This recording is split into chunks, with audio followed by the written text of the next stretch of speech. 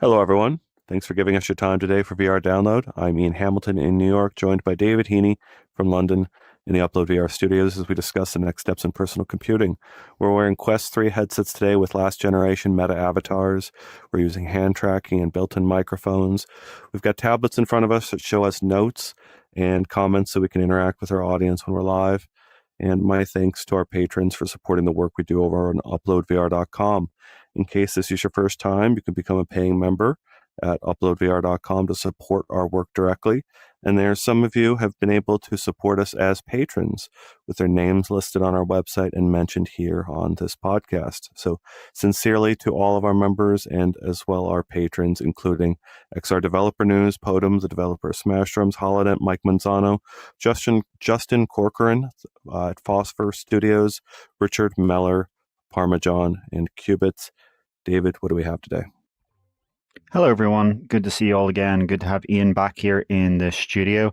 So we have 4 or 5 sections today. 1, 2, 3, 4, 5 sections. It's very warm here in the UK, and as we always rant about on this show, we don't really have proper air conditioning, so this is going to be a tough one for me. But we're first going to start talking about some Quest content, some non-gaming Quest content. Puma's Quest-only WebXR shopping experience. The Jigsaw Night, Ian is very keen to talk about. He put up an article describing it as a masterclass in interaction design for mixed reality and VR. And I think we may even have the developer joining us in the comments today. We'll then talk about DAZN, the sports streaming service, which is giving US Quest owners a free 3D tabletop view of the FIFA Club World Cup. And it's also streaming the quarterfinals, semifinals, and finals in 180 degrees.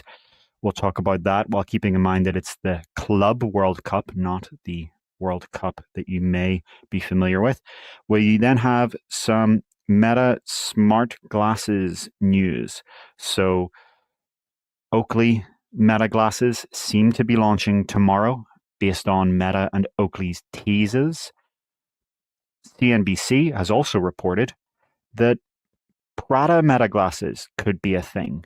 So it seems like there will be 3 kind of fashion luxury brand smart glasses from Meta, though we don't know when those Prada Meta glasses may arrive. And it seems like Meta and EssilorLuxottica are focused on the Oakley Meta glasses launch, which is likely arriving tomorrow. We'll then have a section about SDKs and AI generation. So Meta's Spatial SDK for engine-free Quest development has got some significant upgrades. That's kind of Meta's equivalent to Apple's Reality Kit and Swift UI.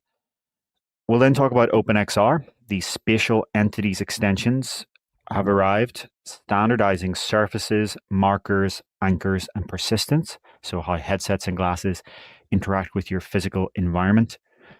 And then we will discuss Meta's tease of AI generation of entire Horizon worlds, or at least the environments, coming very soon. Meta's shown off what that might look like, which will be the most significant Horizon AI feature yet in terms of how quickly it'll let people go from zero to having a fully functional social VR world.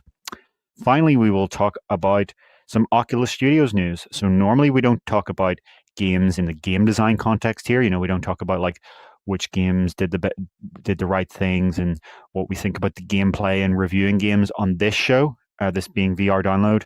Obviously, we do cover games in that way on UploadVR.com, but we're going to discuss this news because it relates to the industry. So that's Meta ceasing Onward's development and merging Downpour, Onward's development studio, into Camouflaj, the developer of Batman Arkham Shadow. And also Meta ending Beat Saber support on PlayStation VR and PSVR 2.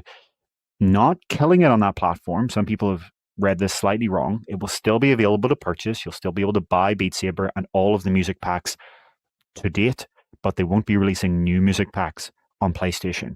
And in January, they will shut down Beat Saber's multiplayer on PlayStation. So we'll discuss some of the reasons for those 2 pieces of news at the end, which seem very connected. This is, big changes in Meta's Oculus Studios.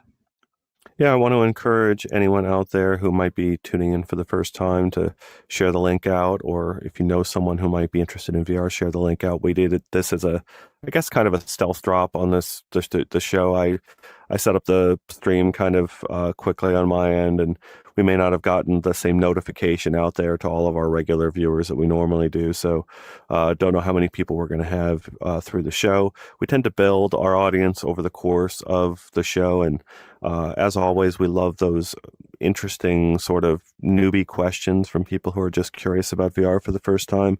And yeah, if Steve Lucas is out there, we'd love to hear from you.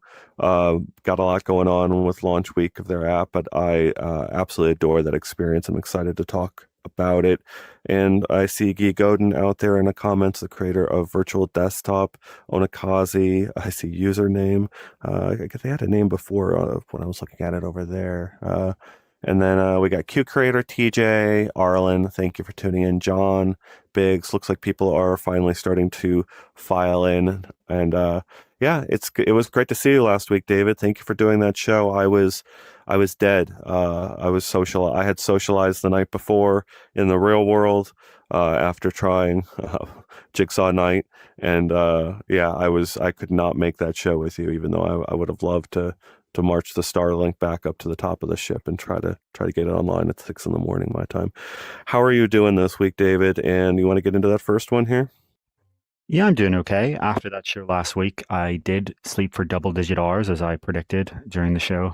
So that was quite the crash after that, but it was good to get that AWE and WWDC news out Yeah, there and 3+ hours on your own. Kudos to you. Just wanted to say thank you for that, and thank you to our audience for supporting you through that. That's quite a lot. So yeah, sorry to interrupt you. Yeah, no, that's okay. Let's just get straight into the first topic then. So this is notable for two reasons. One, it's a massive company using a WebXR shopping experience to promote their latest product. In this case, this basketball shoe.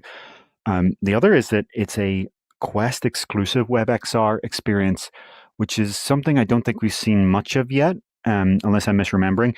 The whole point of WebXR, obviously, is that it's on the web, it's open, so you don't need the permission of any gatekeeper, just like the regular web. You can host your own server and put out what you want to the world as long as you're kind of compliant with the APIs. There are restrictions in browsers on what exactly you can do, but you can do what you want. The other advantage of WebXR is that it is cross-platform, right? It's an open standard. Any WebXR compliant web browser should be able to access the experiences. But in this case, Meta and Puma have partnered in some way that I'm not sure who kind of approached to here. They didn't make that clear, but I wasn't able to get it to run on my Apple Vision Pro, and it did run on Quest. In terms of what this actually is, it lets you try all the colors of the shoes, grab and view it at 1-to-1 scale and mixed reality. It's a pretty cool tool to let you measure your feet and determine the right shoe size. I think that is actually kind of a novel use of XR in this context. And then there's also like a guide based on the color you pick of which clothing to wear, of course, from Puma to match each color. And then obviously once you've kind of chosen what you want, you can proceed to the flat screen website where it'll put it in your basket and you can buy the shoe. So the shoe measuring thing is cool. It's an interesting approach to shopping, but I feel like this kind of comes right after WWDC, where we saw Safari in beta, at least on Vision OS 26, get support for just pulling out a 3D model from a web page and placing it in your space fully lit. And this feels too heavy compared to that, right? Building a whole WebXR experience around this doesn't seem necessary when this could just be a model tag on a web page. The shoe measuring thing is novel, and I will admit that you couldn't do that without a WebXR experience. But it, as well as the fact that you're missing out the real-time lighting that you get from the Vision OS shared space, it just felt like a massive downgrade from a few days before, pulling 3D models out of a web page to then having this kind of heavy mixed reality full space WebXR experience here. Yeah, I'm having trouble. It does sound like novel use to be able to line your foot up over time. I would love to see that expanded. Kind of my brain turned off when you said you couldn't get it to work on your Apple Vision Pro, and that is I've tried one experience that really solidly worked on both Apple Vision Pro and on Meta Quest 3. and that is few and far. Like that was an out. That was the exception to the rule. Most things do not run on both headsets, and Yeah. that's what we need out of WebXR. So in fairness, a big problem here is that Apple doesn't support pass-through in WebXR still, as far as I'm aware. So I don't think you're able to directly do this. They would have to put in a virtual environment. It's something we didn't see in visionOS 26, so I haven't dug into it yet. It's possible I'm wrong, but I think it would have been telegraphed had it been the case by Apple. So there are some kind of issues with Apple's theoretical WebXR support and its in practice WebXR support. Still, though, I think this was just intentionally made to run on Quest for obvious reasons, that it was a partnership with Meta. Key bringing up whether it runs on Pico headsets, and that is a good comparison for us to consider going forward when we look at WebXR experiences. Still, if you're trying to kind of make the case to WebXR devs or web devs, you kind of need to show that proof of concept, that it can run on the breadth of devices out there. Otherwise, kind of what's the point, right? Like, yeah, I mean, I imagine why it can, do it at all? right? I think this is very much so an intentional choice in this case. To be clear, it's not like they're using any kind of Quest specific API that I'm aware of. I'm pretty sure this was just a decision. But I don't think we need to talk too much about this one. It's interesting to note. It's a big company using a WebXR experience for their latest product, but beyond that, I don't think there's kind of much depth to this that we need to go into. I think you really want to talk about Jigsaw Night, and I want to give you the space and time to do that, because from the signs of it, this is a very interesting app that kind of really impressed you when it comes to how well it uses the full capabilities, SDKs, and APIs of Quest. Yeah, really surprising, honestly, to see this much depth out of an early access app. I can't remember where this dropped. I think it was into our Slack, and I got wind of this and basically made a straight line for it when they opened or even before the show floor opened at AWE. That's Augmented World Expo last week in Long Beach. That's where I got to see David face to face after he was leaving the Apple developer event. And then, we both went around doing demos for a couple of days. And my very first demo at this whole event was Jigsaw Night from Steve Lucas, who's out there in our comments. And I highly encourage all of our viewers, regular viewers out there, to go and give some consideration to this app, to this developer. Go fiddle around with it, figure out what's going on, figure out how it works, why it works that way, and sort of understand some things about the market. So, I tried this out in single player mode, and this was in the middle of the AWE show floor where in order for me to cover this for the first time, in order to get a video of this running on device, I had to walk off of the AWE show floor, out of this room with just heaps of wireless interference, into a private room where we airdropped a video, and then I got my first article up on this based on the single player experience. Went and checked out a whole bunch of other things at AWE. Also talked to Ori Inbar, the co-founder, organizer of that event, and had a discussion about AR and VR, a little terminology debate that we're not going to air again here. And then it got to Thursday, and we tried to do our show, the VR download, from the deck of the Queen Mary, which is a docked old cruise ship that has been turned into a hotel in the Long Beach harbor. It's where I was staying. It had a good price, and it was only a 10-minute ride over to the AWE event. So I invited Steve over to away from the wireless interference of AWE to try out the key marquee, big feature here is co-location. And the thing is, this is one feature of one component of this app amongst a dozen or more that are all fundamental to making this feel tangible, grabbable, fun. You want to spend more time in this thing because of how everything works so fluidly. The meta shared spatial anchors has been promised for years now. They've been pitched by Meta in various avenues. They've been very problematic to get working for a large number of people out there, and in a lot of scenarios that they really needed to work. So I basically, after our failure to use Starlink to broadcast the VR download from the deck of the Queen Mary last week, when the whole of the internet went down because of our dependencies on various things, and then David got it up and running. I basically said, okay, I can go back to the show floor and try to see some few more things in an hour of what remains after this uh, broadcast failure, or I can give a real world test to Meta's shared spatial anchors. And so I invited Steve Lucas to the deck of the Queen Mary, and we connected to hotel Wi-Fi. And I said, "You've been promising co-location. Let's see it." And he takes us over to the corner of the deck and says, scan let's scan this wall here as our sort of shared point cloud that we're going to use the features of to share our anchor."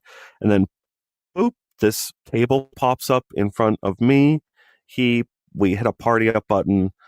I think he has actually a 5-step process. He's actually explaining, if you go and download the latest versions of his app, I think he's going to update it so that it actually shows what happens when the Meta shared spatial anchor happens. But I think Bluetooth turns on and they're discoverable for each other for a minute. Bottom line is, in the worst internet connection conditions possible, hotel Wi-Fi, right? But away from the wireless interference. I guess the wireless interference is the worst conditions possible. I've removed the wireless interference and I've said, okay, let's just try to get this working on hotel Wi-Fi. It worked. It worked. We're suddenly piecing together dozens of digital objects in our space together, moving them around, and they are all locked into position together. There was a little adjustment he did. There was some manual adjustment. He could go in and tweak it a little bit at one point, but it did just pop up and work pretty effectively there on the hotel Wi-Fi. And then we spent, I don't know, an hour or an hour and a half. Scott Stein from CNET joined us. And, Steve needed to get away from this conference. He needed to drive home. But we spent all this time piecing together puzzles on the top of the ship and having him unfold for me precisely why this felt so good. He has grip gestures. You know how you can pinch some objects this way in VR? You can also grab objects this way in VR. Well, not all devs support both those gestures. You can have a controller in one hand and grab objects really quickly and precisely that are far away, while also having your free hand in this hand. So you can grab objects, again, with both of those gestures by just going and grabbing things, or using this one to grab other things. And so I've just got video of him who spent, months developing this particular app, years with all the underlying components, just manipulating dozens of digital objects there is maybe the slightest of delays watching these objects follow around what he's doing, but it's effectively real-time digital manipulation between a headset I brought to the conference and a headset he brought. So Scott puts on a headset that Steve brought. I've brought my own headset from my hotel room, and this is the dream. I shouldn't be sharing headsets with other people at conferences. I should be wearing my own. You should be sharing software that we download and then do these things together. And so it's just an enormously beautiful proof of concept of where VR can go, where mixed reality can go. I recorded a 4-minute demo video with the Live virtual camera. At one point, I'm looking at the Live virtual camera over there on the screen. I'm just like, come here, camera. And I reach for it and pull it to me. And it does just come. I expect it to do this thing of just coming over to me, and it does. And then I'm holding this selfie cam. And the room scan, you've got multiple articles, David, on our website where you've called out that Meta has had room scanning available on Horizon OS for developers to use for more than a year. And how many devs do you think use it? Like, you have pointed this out. It's extraordinary how few devs have actually used room scanning. So Steve initiated a room scan for me with his app. I did that in my hotel room on the Queen Mary, and it got like the porthole as a window of my room, and as well as all the objects. And I'm doing a tour of my hotel room in virtual reality while looking at mixed reality and identifying all these physical objects by their virtual counterparts and saying, yeah, that's really the TV right there. Yeah, that's really a window. The room scanning was pretty janky, but the way Steve has presented this in his app, I see my physical environment everywhere I am, and I'm showing off my virtual environment without feeling like embarrassed that I've got dirty clothes from yesterday sitting out open on my chair. I'm using a virtual camera to show off this room, and it works beautifully. It's only showing off the virtual content for everyone to see. So just the if you want to see the promise of Meta's Horizon OS platform, you can go buy Jigsaw Night right now. It's in early access. I have to call out, I didn't do this in the article, but I should do it now. Puzzling Places being out there as this beautiful puzzling experience that's been out there for puzzling 3D photogrammetry captured places, and you can have all these pieces around you. They've got co-location and co-play, or they've got a multiplayer in there for a long time. But this out of the box had co-location and co-presence, meaning you know, like, we're doing co-presence right now, but if I had another person in this room who we wanted to join us, right, in my office right now, you don't have any software of any kind to sync up our three locations together so that that person is represented right here for me in this room, but also represented for you in a shared reality. He has that. Like, this is what this app has out of the gate. So just any interesting comments out there? Anything we should talk about? I just wanted to give a big space to talk about a remarkable app from a single dev. So thank you for the demos last week, Steve, and happy to answer any questions or talk about this more. Yeah, it sounds like a super interesting app. As you say, it's an example of developers starting to really leverage what you can do if you target just the Quest 3 and 3S instead of having to support Quest 2. I agree with you also that co-located mixed reality, local multiplayer and mixed reality is magic. I've said it many times on this show, and I'll say it again. If you haven't experienced it, you need to find a way to experience it. If you know anyone in your city or town or even state with a headset, meet up sometime and try one of these experiences. This Jigsaw Night sounds like a great example of one. I also really like home sports. I've done this playing badminton in a large hall where you're physically there together. Incredible. On a smaller space, you have TrackCraft is great. You can build these kind of little tracks together in co-located mixed reality and then watch as little Hot Wheels sized cars drive around them. Some really interesting stuff being done here. Developers are really starting to figure out how to lower the friction. Ian gives an example of using Meta's new Bluetooth Discovery API. That's vital. If you are a developer right now and you're listening to this and you are building a co-located experience, don't have the user hit a bunch of join codes or invite friends. You don't need to do that. As Ian said, the headset has a Bluetooth co-location discovery API where it will see the nearby headsets and then you can handle everything automatically. Another great example of this is Laser Tag. The game that we pointed out a few months ago implemented its own continuous scene meshing. Laser Tag has done this in the most polished way I've ever seen. I haven't had the chance to try Jigsaw Night yet, so I can't comment on it. But with Laser Tag, the host clicks start the game and any other headset that opens up nearby joins in automatically. That's how it should be and that's how it can be. And it's magical when it works. Demio has been doing this for a long time.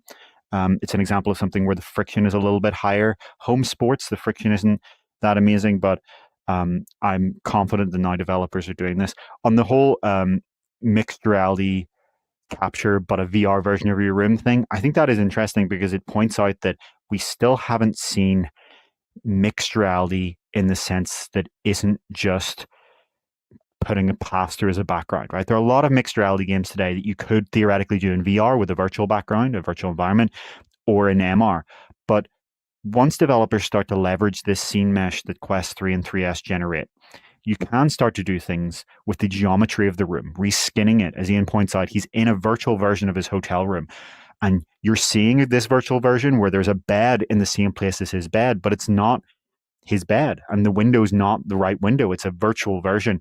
I think once you start to see gameplay mechanics built around this, we could see some very interesting things emerge. Of course, as Ian hinted at as well, and I've reported on many times, the issue for developers today is that that scene mesh still has to be scanned by the user by panning their head around the room, and it doesn't get updated.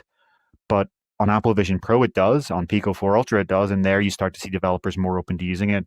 We're very interested to see if Meta does pull through on its keys, I guess, of a more dynamically updating scene mesh.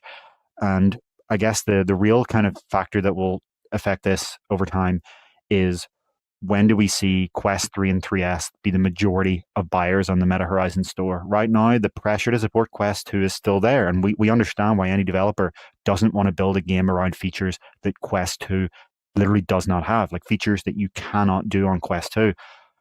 But at the same time, we are start seeing developers that are building experiences around Quest 3 and Steve being a good example. And some of these developers that are doing it are intentionally making a decision that this will give them a smaller market, but a more interesting product. And I think that's kind of, in some ways, the overall game that VR developers have been doing for a decade now, right? By definition, when you're targeting VR or MR in general, you're doing that.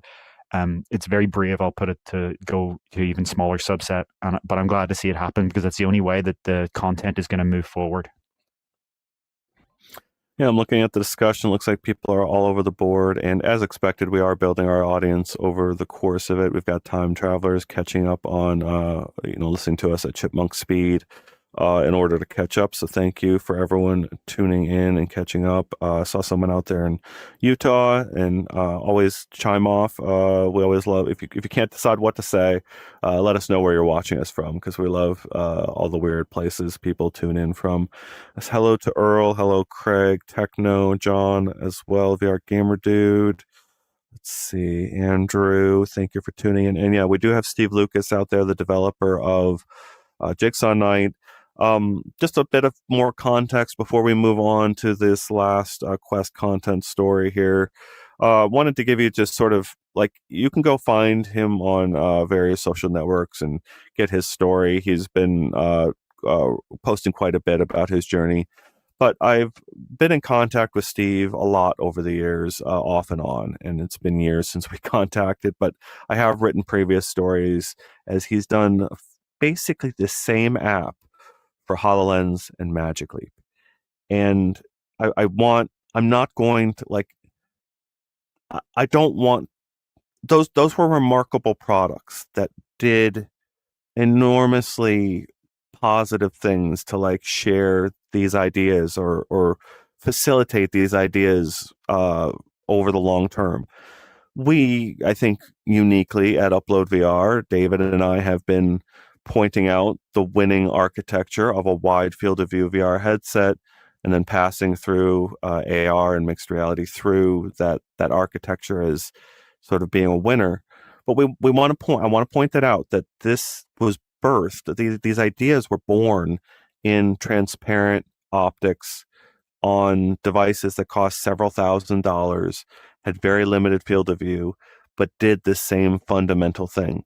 And he's had to go full circle back into these ideas that were there a decade ago, but he's had to, like, you go through his component list, and if you don't have all of these components in your component list in Unity, you haven't done all the things that those transparent devices were able to do a decade ago. Yeah, I think that's a very interesting point. A lot of the ideas we're seeing explored with Quest 3 and 3S in mixed reality are ideas that were being explored a decade ago on these transparent AR headsets. But as Ian points out, they were thousands of dollars compared to a couple of $100. And of course, the other issue being that the field of view was so small that you could never see all of the objects at once. And that still is the case for transparent AR. If you look at this kind of image here, a screenshot from Jigsaw Night, imagine being only able to see a couple of the pieces at once and panning your head around. That loss of object permanence is profound. And of course, the price is fundamentally the biggest issue, right? Back then, if you wanted to develop this, it was a passion project. Maybe you were contracted by an enterprise company, but in terms of building a consumer game, your audience would have been a couple of hundred people who just happened to have one for other development purposes.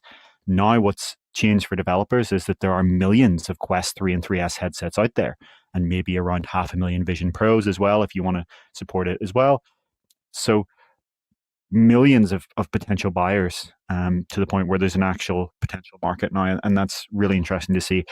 John Birkbeck in our comments saying that they are creating a co-located mixed reality app with the Logitech MX Pen, the 6-DoF tracked stylus you can pair to your Quest headset, for schools next week, hopefully. The Bluetooth join will be such a game changer for this. I absolutely agree. I want to repeat myself again. If there's any developer right now that is building a co-located Quest experience, do not do a join code. Do not do a friend invite. Use the Bluetooth co-location API. Try to have it as few seconds and as few clicks as possible to go from standing in a room without the headsets on to having the headsets on and being in a co-located mixed reality experience. Challenge yourself. Get the number of seconds and the number of clicks as close to zero as possible. And that's when it's magic. When people can put the headset on and in a few seconds be in co-located mixed reality. And I think, as Arlen points out, this will be one of the key components to make XR go mainstream.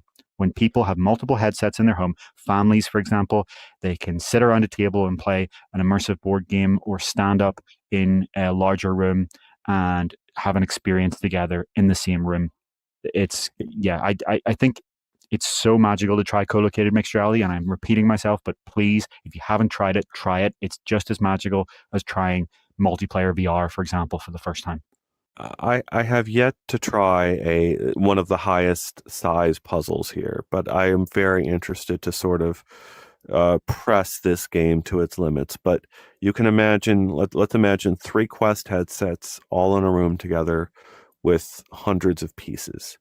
And you've got one family member with 30 or 40 pieces all shaded on one color, all sitting over there on the couch, and you've got another family member over at the table, and they've got another 40 pieces representing a different shade over there at the table.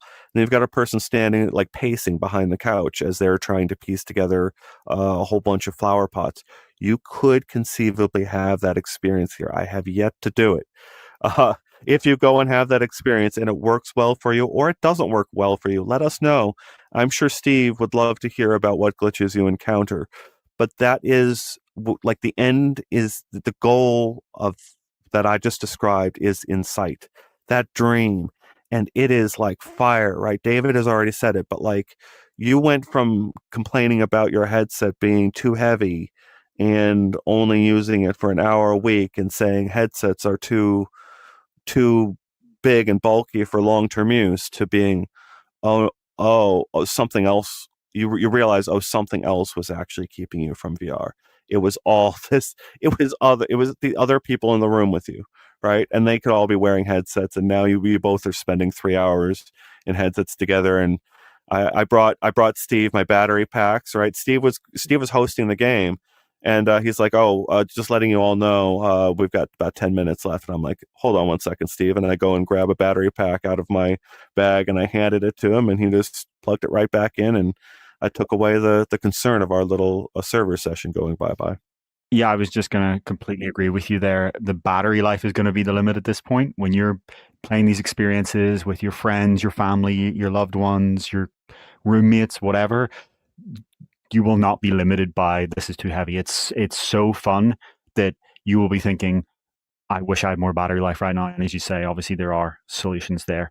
We should also point out while we're talking about co-location, as I discussed last week, Apple with visionOS 26 has built local SharePlay into the OS. So a bunch of experiences that today support remote SharePlay are going to automatically support local shared space co-location. And to repeat myself from last week, this is a massive advantage of Apple's visionOS architecture, the architecture of this made for XR OS. And it was really incredible to see how quickly apps can work on this, really without any developer work at all, literally zero developer work. We were able to test multiple apps that can do shared space co-location. So very interested to see how visionOS turns out. Of course, that's not going to matter for most people, given the likelihood of you being able to afford two $3,500 headsets in the same household is near zero. But over time, as we always say, we're going to get cheaper and lighter Apple Vision headsets, and eventually that will be a use case that's important. The last thing I should say about co-location is that it's still platform only. We'll talk about that a little bit later, actually, when we get into the OpenXR changes. But right now, as it stands today, unless you do a manual setup stage where you touch the same location, which I guess is fine, this kind of automatic shared space co-location is only Quest to Quest or Vision to Vision. There's no automatic Quest to Vision in sight, unfortunately.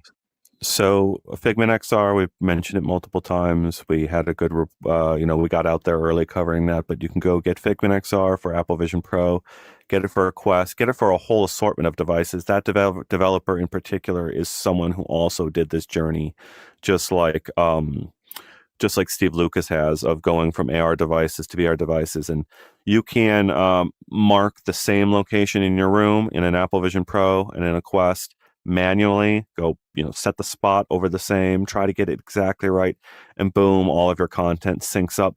But I love this comment from Username. When I was a kid, you mostly went to friends' houses to play their console games. I wonder if kids will hang out now to play co-located VR games. Do you remember, did you set up the cardboard box as a dividing line straight down the TV's middle line, either vertically or horizontal, to try to keep from screen peeking on your neighbor's situation? I'm going to cry when it becomes common, when it becomes trivial for us to have a GoldenEye session while wearing a VR headset, with two people in the same room together. The amount of roadblocks between screen sharing, even a flat screen, is extraordinary.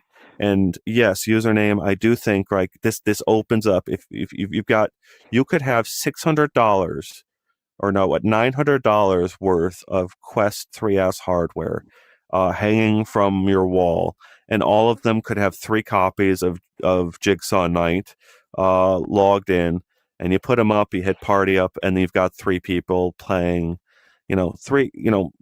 kids enjoying a jigsaw puzzle together, floating in the room together, and one of the kids is streaming their view up to the TV up here, and everyone else in the room is watching the jigsaw puzzle while the 3 kids build a puzzle together of hundreds of pieces. It's magic. It's here. We need to share, and let people know that you can go do this, because you've honestly been like hurt by the platform blockers so far, and like not being able to have this experience, or it's going to rewire brains when you start experiencing this more. VR is going to go in a lot of places because this is that magical. Yeah, I completely agree with you. Co-located mixed reality could very much so be the next generation's equivalent of those local split screen nights. And it kind of comes at an interesting time when fewer and fewer flat screen games support split screen anymore. For example, like, the old Need for Speed games that used to support split screen, all the new ones are all based around online multiplayer, and they don't support that split screen. So it'll be fascinating to see. I think from a business revenue perspective, the business model perspective is the phrase I was looking for. I don't think the whole owning 3 copies of it is going to work in the long term. I think you're going to need to have local family sharing. Just like if you want to play Monopoly with your family, you don't need to go out and buy 3 copies of Monopoly or, 3 packs of cards. So I wonder if there will be some solution in the future on the Meta platform or on Apple Vision to be able to, for the specific context of shared space co-location, temporarily share the app with headsets that are on the same local network. Steam has done kind of their family sharing thing. The Nintendo Switch 2 has local game sharing where you can do multiplayer even when people in the session nearby with you don't own it. I think that's going to be essential. You're not going to buy 3 copies or 4 or 5 of the same game in many cases in the same family. Hey, Parma, my heart goes out to you.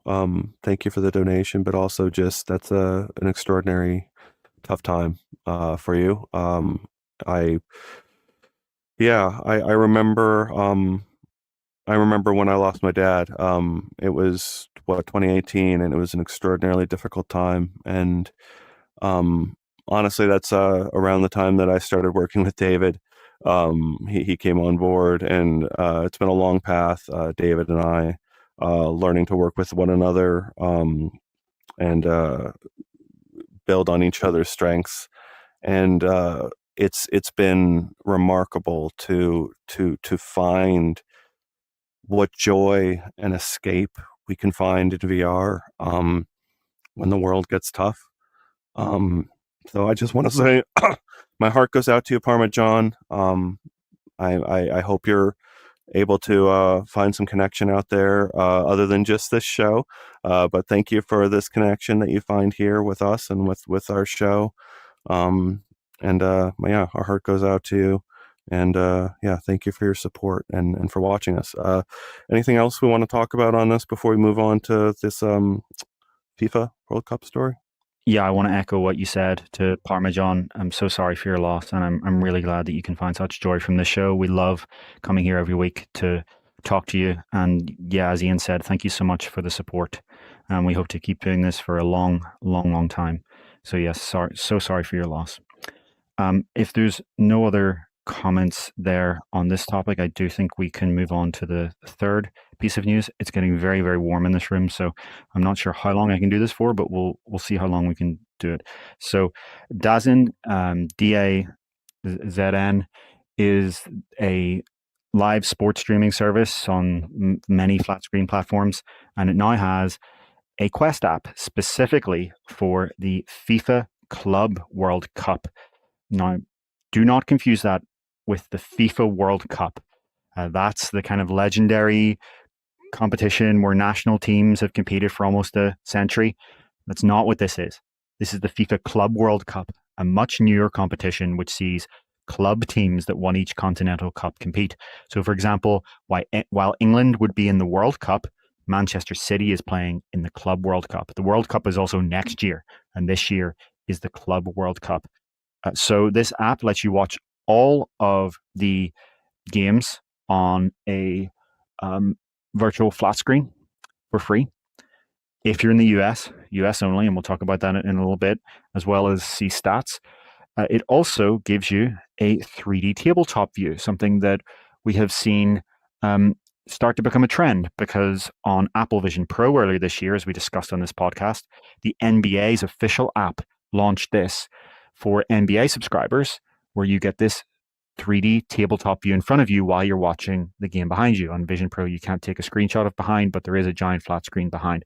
So this is a really interesting way to watch, where you're getting everything you get from the regular stream. So it's not taking away from the regular stream, but it's giving you in addition this 3D tabletop render view that is kind of got the graphics you would expect from something like Football Manager, except it is a live representation of the game you're watching. In addition, they will be streaming the quarterfinals and semifinals in 180-degree VR, as well as, of course, the final. So that will be, as far as I'm aware, the first time that a major football, or as you Americans would say, soccer match in 180.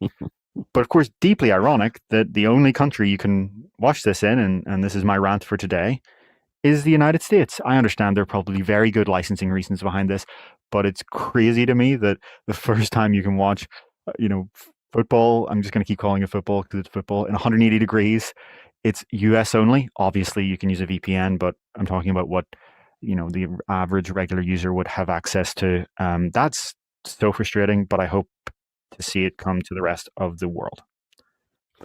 Yeah, I love that last image you had up there that kind of showed the dream scenario for me of kind of, yeah, the volumetric representation here, as well as ideally I would love that to be 3D Yeah. image as well up the game, multiple cameras. I'd love to switch between them at will or have like an edited version, but I would love for that all to be 3D as well as the volumetric thing. And when you do a replay, I want the replay. And like these, everything is on the right track, but we need it for every sport. We need it co-located. I saw someone out there saying, you can tell that I don't watch a lot of sport. I love the Cubs. I love Cubs baseball. And I was a 90s kid with a family from Chicago. And I got to watch the Bulls run as well, watching the Bulls do their championships through the 90s. So Michael Jordan fan back in those days. And I remember just, that visceral, I've actually talked about this previously on a show, right? We've gone 30 years from like imagining, you're all watching the broadcast television sporting event at the same time as everyone in your time zone, right? They're all watching it synced because the radio is distributing it that way. But now your neighbor is watching it streamed over a 3-second delay compared to your broadcast here in your living room. So you can't go outside and scream in joy when your team wins a goal or gets a basket, as I did back in the 90s, right? When I lost my mind over Michael Jordan, doing the impossible, right? And I'm screaming in the backyard at the same time as the neighbor is screaming, right? You can't do that today because of this time desync that's happened between streaming and broadcast. And like, we're at the same problem we were last week. I want to sit down with you, David, and teach me the sport of football, and who the best players are, while you're pointing out which player here is the star, right? And we're watching it in 3D up here, and we need everything. We need all of the above. Yeah, it would be great to see this co-located. As I always point out, and I'll say over again, the X Stadium app does have, sorry, not co-located, a multiplayer remote over the internet. X Stadium does have multiplayer, so you can sit there with your Meta avatar and watch the NBA. It also has things like NASCAR and UFC occasionally, and of course, it had the NHL Stanley Cup, as we talked about. Um, as Ian said, though, we want this all in one place. I'm very surprised that like Meta hasn't just bought X Stadium and made big deals with this and launched like a unified Horizon Sports app. I'm surprised Apple. It's it's I imagine Apple is probably working on it under. They have like an Apple Sports app now out now on iPhone and iPad, don't they? Yeah, Launched it. yeah. It's so I'm convinced that the money is in the big spending is in the licensing rights for one specific sport. And I brought this up, I guess, but you imagine UFC fighting, right? And you imagine all the grappling situations two human bodies get into. You can imagine making a library of every way two human bodies can be interconnected, and then extrapolating from that all other sports and other things. So if you scan a UFC fight and then you get that in this format, I feel like Meta would have the technology to then apply to everyone else. And then you go around to each different sport and say, okay, we'd like to carry you on Horizon OS, and we'll install this number of cameras with this many games covered live versus however many games you stream to those sad little flat pancake TVs everyone else is watching on. Yeah, it'll be interesting to see whether for Puffin, the ultra light headset with the tethered puck next year, they whether they for that headset have a big sports push. We do know that they're talking to Disney and A24, according to the Wall Street Journal, about pre-produced content. But live is this kind of big missing hole. And right now, it's not about revenue. I think like all of these things are free. I think these companies just want to kind of dip their toe in and experiment right now. They just want to be able to say to the shareholders, look, we're investing in advanced technology, but over time, we're going to obviously want to see a real revenue stream there. I just think at this point, we just want to get it out the door first, right? There is no Apple Live immersive video or live Apple immersive video, whatever they want to call it. It's still 2D 180 on Quest. This is 2D 180. The NBA is 2D 180. The NFL, I'm going to say it over and over like every show. when do we get all of it at once? It's the kind of repeating trend here that there's little bits of it, but I feel like in the next few years, we're really going to start to see this all come together. And especially once we have headsets that are, light and wearable for multiple hours, it feels like we're so close. It's felt like we're close for years, but it feels like we're really genuinely close now to this. And as we say often, this is going to be one of the pivotal use cases for VR and mixed reality. Being able to feel like you're right there in the stadium watching your favorite sport is magic. And if you don't care about the current sport that has it, eventually it will be for your sport too, and you will care. I love how upset everyone was at how intimate the descriptions of the sporting event can be. And I'm telling you, right, like, imagine, what was it, Evander Holyfield and Mike Tyson when, he bit off the guy's ear. Imagine that you could pause it right as he's got his teeth right around the ear, and you could pause right there and then, really, really zoom in, right? That's what you can do in the future, right? And then just, play it back again and again. I'm really sorry for the image I just put in your head, but we're going to have that capability in at some future point. VR headsets. I think that kind of volumetric playback thing is something for the 2030s. For now, I just want a good high bit rate, high resolution, 180-degree VR stream. And live does matter, right? Because most people watching sports, they want to watch it live. They want to see what's happening right now, what's happening next. Yes, there's a 3-second delay on streaming, and maybe there'd be a 5-second delay on the 180-degree. But on the grand scheme of things, I don't think it's that important that you're seeing it 5 seconds later than your neighbor. As long as it's within a couple of minutes, I think most people are going to put up with that. Well, it's funny, like you said, your neighbor, but no, I'm talking about the person sitting in the room with you, right? Like, well, that's going to be. I've had situations with the person streaming it on their phone at 2 seconds delay, right? And it's stupid.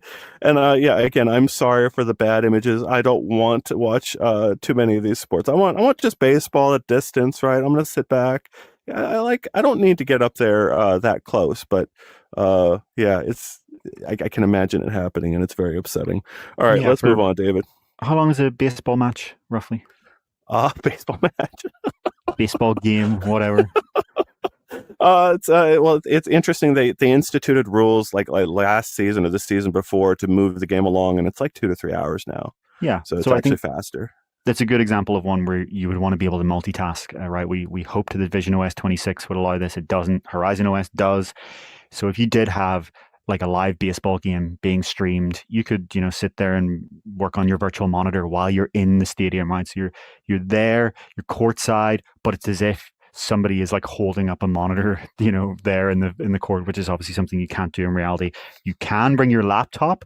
It's kind of weird, and you're going to be craning your neck down under the little 13-inch screen. Yuck. In VR mixed reality, we don't need these tiny little screens and craning down. We can have an enormous screen here, which is positioned just right so that above it you can see the action on the baseball pitch. I know everyone in the comments, a football set, right? I love it in sports ball. All right. I'm not to belabor this. I don't want to spend. We've got to move on. David's. It's actually really warm here too, but part of the joy of watching sports, right, is having a friend who's really into it, explain the whole game to you, and tell you something that they think is going to happen, right? That player, he's going to get a goal here. He's so good. He's like the best player out there. Watch. And you watch your friend lose their mind as the player actually does what he's expecting him to do. And suddenly you didn't even realize that you yourself are engrossed in the fun, in the fandom. Like you're like now suddenly understand that these players are as good as this other person has told you they're going to be. But that only happens with the co-location we had in Jigsaw Night and David teaching me about the game, right? Like, yeah. Well, I think for me, it's not like the key use case here is going to be remote multiplayer, right? Where today you might sit in your house watching the match while your friend 50 miles, 100 miles, 1,000 miles away is watching. In the future, the way to do this is that you're going to sit together courtside, even though you're not together. The old Meta slogan for its Reality Labs division was defy distance. I think they should bring that back for some of this. I think defy distance was a great slogan. I don't know why they got rid of that. I think it's a great example. But you're right to point out that the multiplayer is just as important. The The point at which this becomes a mainstream use case is when you can courtside, pitch side, field side, whatever your sport calls it, be sitting right there with your friend as, and let's get the third pillar in here, but we're not going to go down this rabbit hole, as a photorealistic avatar. Seeing your friend right there next to you, and as you say, Ian, pointing out exactly how the game works if you've never played it before, or if you have, if you've watched it all your lives, you can still comment on every little thing and be the pitch side experts. Yeah, it's exciting to see, but every day I hope I wake up and someone in Slack tells me that live Apple Immersive Video has just launched. I can't wait for that day. But yes, let's move on because it is getting warm and we do have some topics to get through. Meta glasses are up next, right? Yep. So the first one is Oakley Meta glasses. So Meta and Oakley are both teasing a launch branded Oakley Meta for Friday. It does not take Nostradamus to predict what this one's going to be. It's very obviously going to be Oakley Meta glasses. The branding that they've put out for this tease is identical to the Ray-Ban Meta branding, just with Oakley instead of Ray-Ban. Adding to all this, in January, Bloomberg's Mark Gurman reported that Meta's next product from their partnership with EssilorLuxottica, the Franco-Italian eyewear giant that owns Ray-Ban and Oakley, will be Oakley Meta glasses. According to Gurman's report, they will be extremely similar to the Ray-Ban Meta glasses in terms of how they function as a product, except the camera will be in the center, not on the temple, which will make it better for first-person footage. Because right now with the Ray-Ban glasses, because the camera is slightly off-center, that is noticeable in near-field first-person footage and in aligned first-person footage like, cycling or skiing. Additionally, CNBC has reported that these Oakley Meta glasses will have better waterproofing, water resistance. So they will be more suitable for situations where it might be raining or you might have water splashing onto them. And because of that, CNBC also says that they will likely be $360 starting compared to the $300 of Ray-Ban Meta glasses. So we expect that this will be marketed towards athletes, sports, cycling, skiing, tennis, any situation where you want first-person footage capture with good weather resistance, and of course the Oakley form factor that is more suitable for kind of weather protection for your eyes in general, which is the most important part of wearing Oakleys, right? So we expect this to happen tomorrow. I don't think there are any more details about that. Before we kind of go in to discuss, I guess I'll just read the other Meta glasses news.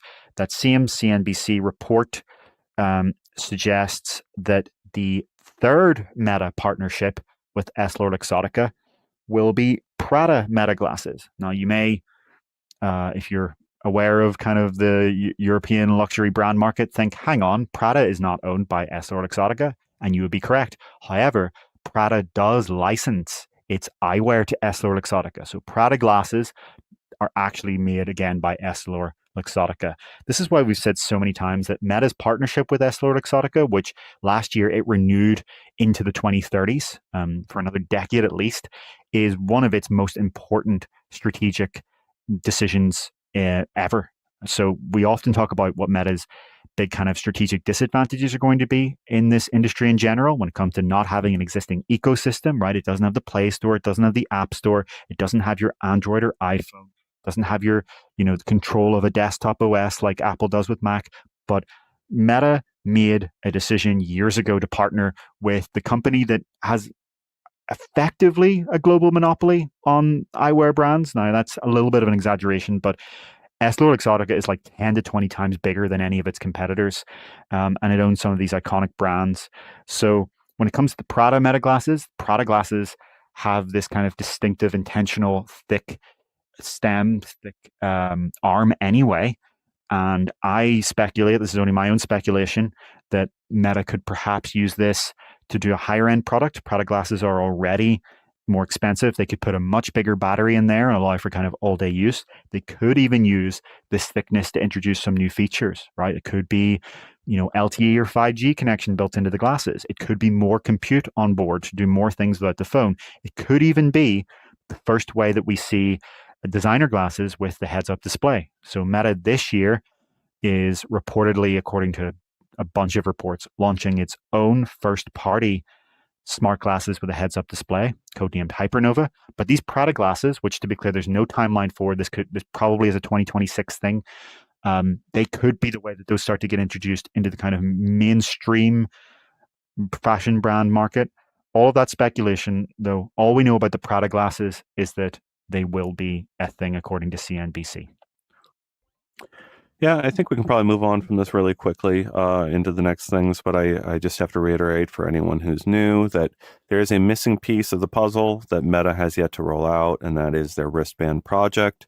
I brought it up multiple times. We've got a nice little trail of reporting here saying that Meta expected by 2028 to be faster than keyboards with wristband-based input.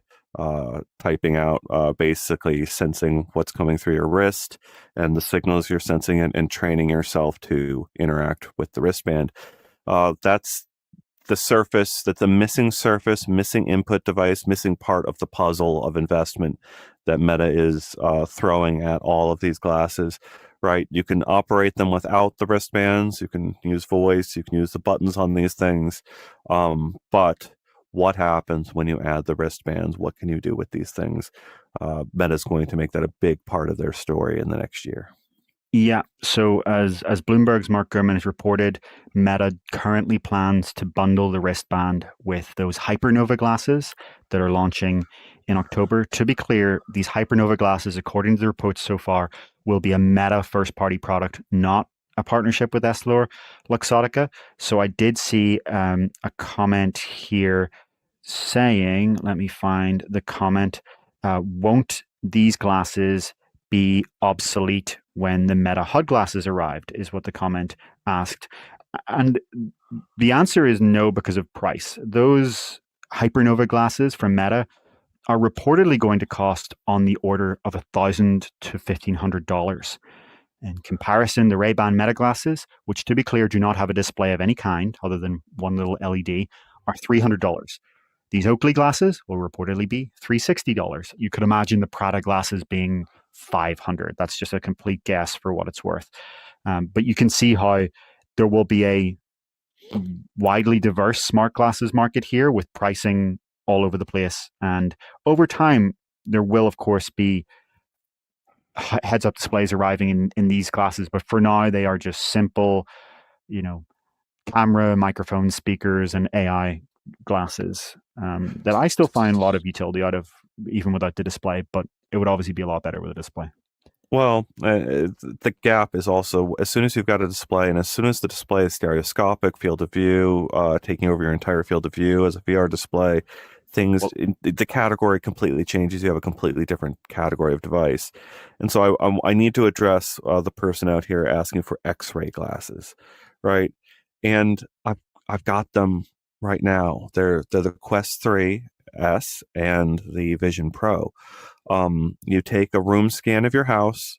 You let an app that retains that room scan display that room scan to you, and then you go into a different room in your house, and suddenly you've got X-ray vision. You at least feel like you do, because you can see the outlines of your other rooms through the outline of your current room. So you can now see through the walls. If you have a co-located experience like we just talked about previously, visionOS 26, or you're using something similar to Jigsaw Night with that mapping, suddenly you're seeing the people in the other rooms while also seeing through the walls of your house. So you've effectively got X-ray vision right there. So you're thinking in terms of like, let me see through walls, whatever is there. You actually need to be thinking in terms of what do I have permission to see on the other sides of these walls? An example of this: imagine being in the real world, and imagine a location, a business has made their location AR activated, let's say, right? And you walk up to this location, and from about 2 blocks away, you see the pop-ups that this location is AR activated. And as you're walking up to it, you see the interior of this location from the street. They've chosen to make their like location scanned and publicly available such that you can walk up to it and see all the posters and the stuff that you can buy inside of that shop from the street before you even get in there. And then you get in there and you've got a full mixed reality experience, right? But like you start talking about permissions really, really quickly here when it comes to like permanent geo markers, right? Like as soon as we have permanent geo markers, who has permission to post what in what places is going to be really nasty. Yeah. So, I mean, you've kind of gone all the way there to these full AR glasses of the future, and those are certainly going to be interesting use cases. I just want to be crystal clear to the viewers for now. What we're talking about here with the Oakley glasses, with the Ray-Ban Meta glasses, is no display at all. And even with Meta's Hypernova glasses, it's a very small field of view display in one eye for showing fixed notifications, maps, previews of what the AI is saying in text form instead of audio. Things like that. And so this is going to be a very diverse set of products, smart glasses. Consumers are going to be very confused in some ways, but nothing is on the table to do what Ian's just described until, at minimum, the Snap specs that are coming out next year. And we do expect that when those kind of products arrive, we're talking about on the order of $2,000. Of course, you can do those things in a pass-through mixed reality headset like an Apple Vision Pro or Quest 3, but you're not going to wear one of those walking down the street. Or at least I'm not. Maybe you would, and feel free to disagree if you would. No, I mean, David's absolutely right there, but I'm convinced that there are a growing number, like it's been a software problem more than the other problem. I'm convinced that it's been a software issue. Walk down the street with a Quest or a Vision Pro on? It's more like to walk down the street is such a tricky thing. What about putting on my headset as I walk into a mixed reality business? Right, sure. Like that's sure. But you're talking about seeing it before you get there. You're walking down the street, right? You're in. Yeah, and okay, so but like I met up with my friends right outside the paintball location, and now I'm putting my headset on, and we're going to go in and play laser tag together. Sure, that's a really interesting use case, but it's not like what we were describing beforehand, right? There's a device that you're going to be using before you get there, right? In the car, on the bus, on the train, whatever, or walking there. And I think that's kind of where these smart glasses come in, and why, you're right to point out that there's a massive capability difference there, and it will be very, it will start to be bridged over time, but in the near term, I think we're both very much so agreed on here is that people buying these smart glasses need to be clear that it's not going to provide the experience of the Vision Pro and Quest 3, as you say.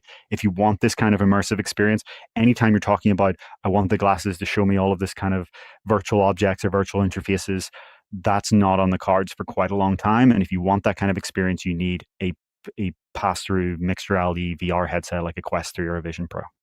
Yeah, I think it's just... We don't have time to get into it, but just I'm imagining two people sitting on the bench. The one person in their trendy Prada glasses, and they're taking selfies of themselves and how beautiful they look, and the person sitting right next to them who's just a gargoyle inside of a VR headset, with 40 screens up, and they're watching a movie here, and they've got a game over here, and they're off somewhere else, right? Versus the person, and we're talking about like getting up from that bench and going on with our day. Does the VR headset come off, or do you leave it on as you get up and go about your day? Or do you, put that away and then you pull out the Prada glasses? Do you even have another pair of glasses? Does that ever happen where the person's wearing the VR headset on the bench ever? So in the UK, you don't wear the headset on the bench because, as I've said many times, it could just start raining at any time, and one drop of rain straight through the vent, and your $3,500 or $500 headset is dead, right? So for many climates around the world, you will need to have water resistance to practically wear something that it will take a couple of seconds at least to put into a bag if it starts raining. For even hot climates, there's other issues around overheating, right? Right now, we're talking about being indoors and overheating. If I was outdoors on a bench right now, I think the headset would probably just feel, it would, overheat, which can happen for Quest headsets and Vision Pro, and I would sweat into nothingness. So I think there are practical form factor reasons that, we come back to the A-brush diagram. I do think maybe let's not talk about a bench, but a cafe. I think you'll sit in the cafe and you'll have your Apple Vision Pro whatever or Air and your Quest Puffin or whatever you want to call it, your Quest Air, and you'll be doing your work, and maybe you'll have your Netflix on in the background on a giant screen while you have your work here, and then at any point you'll have a gesture to dismiss it if someone comes over to talk. But once you're finished doing your work and you're ready to go and walk to the bus or wherever you're walking to, you'll put your headset back in your backpack and you'll put your smart glasses on, and that's kind of the way that you'll interface with the real world primarily. I think it all comes back to the You said smart glasses, though, not AR glasses. That's the thing. Is I don't want the display. Like I want the form factor in my what makes sense is the wristbands, right? Give me a pair of wristbands that actually give me really great haptics. Give me that 6-DoF tracking. Give me a keyboard wherever I am. Give me smart glasses with no display that tell me where I'm going audibly, right? Give me a great camera for analysis, and then give me my VR headset. Three devices. I'm puzzled why you wouldn't want the display, though, right? Like you're knowing where to go based on audio cues. Why not just have a little pop-up that says turn left, turn right? Like you don't want that? Yeah, you're right. Okay, give me the compass. All right, nothing more. Yeah. Give me the compass and that's it. But what about notifications, right? What if you get an email or a message? I refuse to let AI or AR happen, David. All right, fine. You just made AR. It's not AR, right? So there's this middle category of, can you hear that beeping by chance? Is that coming through? No, I didn't get the beeping. What is that? Great. There's a car in the car park beside me that's someone's horn is going off. They fixed it now. Pretty good noise cancellation that you can't hear that. That's surprising. But okay. So I think notifications, instead of having to pull your phone out every time, you can read the message. There are a bunch of different usage for these smart glasses that, again, to be crystal clear, we need a diagram of this some point, and I will come up with a diagram, but HUD glasses I would find very useful for a bunch of different reasons personally. And even, right, if you are getting some kind of, if you're using the AI in some context, I don't want it to speak to me. I want to see it on the text in front of me. I want to be able to hear the real world. I'm going to laugh when I see people who are wearing AR glasses do this. Yeah, you know what I just did, right? You know exactly what I just did. Yes, you looked for the thing that you can't see because it's out of your field of view. But I'm talking about HUD glasses. They don't have any 3-DoF or 6-DoF. They're just, this is a fixed HUD it's here, you turn and it stays with you. It's like a smartwatch, but floating in front of you with a bigger kind of field of view area. I do think that this category does have a good chance to take off. We'll see. Google's obviously been demoing it a lot. Here's Google's kind of example here of how it might look. Meta is probably going to be the first major tech company to launch it with Hypernova. I think there are major issues around the initial implementation. It's going to be too expensive at first, right? These are going to be on the order of $1,000, which is too much. It's not worth $1,000. The other issue, of course, is, as you point out, it's monocular. It's not at both eyes yet. But I do think that once we get to the world where you have smart glasses with a HUD, not AR glasses, just smart glasses with a HUD that are binocular and on the order of $500, I think that's a product that will take off and be a natural evolution from the Ray-Ban Meta glasses we have today, with, of course, all of these form factors we just talked about, Oakley and Prada. I don't think I would ever wear Prada glasses for what it's worth, but we'll see. Can I ask a favor here as we move on from the smart glasses? And could we swap these last two sections so that I can leave you on SDKs and AI generation, and we can talk about Oculus Studios together? Let's do it. So let's talk about that. So we have two pieces of news here. One is that Meta is ceasing the development of Onward and merging its studio, Downpour, into Camouflaj, the studio behind Batman Arkham Shadow. So depending on how you want to phrase it, that is Meta killing its second studio that it's killed. So obviously Ready at Dawn was killed, and that involved a lot of layoffs, and some people moved throughout the rest of Meta. In this case, we have the Onward studio, Downpour, being killed, but merged into Camouflaj. So if you are a big fan of Arkham Shadow, you could see the news in that positive light, that perhaps this means the kind of scope and person power for the next Camouflaj game will be increased. But of course, if like me, you're a fan of Onward, you will see this as deeply disappointing news. So do we want to talk about this and then Beat Saber, or do them both as one topic? Let's do it together as one topic. Okay. You run that through, and then I'll get into some stuff. Sure, of course. So the other Oculus Studios news, Oculus Studios being Meta's owned first-party game studios, is that Beat Saber is ending PlayStation VR and PSVR 2 support. So it's not going away from PSVR 2. You can still buy Beat Saber on PSVR 2, and you still will be able to, in perpetuity for as far as we know. There's no announcement of them stopping selling it. However, they will not be releasing new music packs for PSVR 2 and PSVR 1.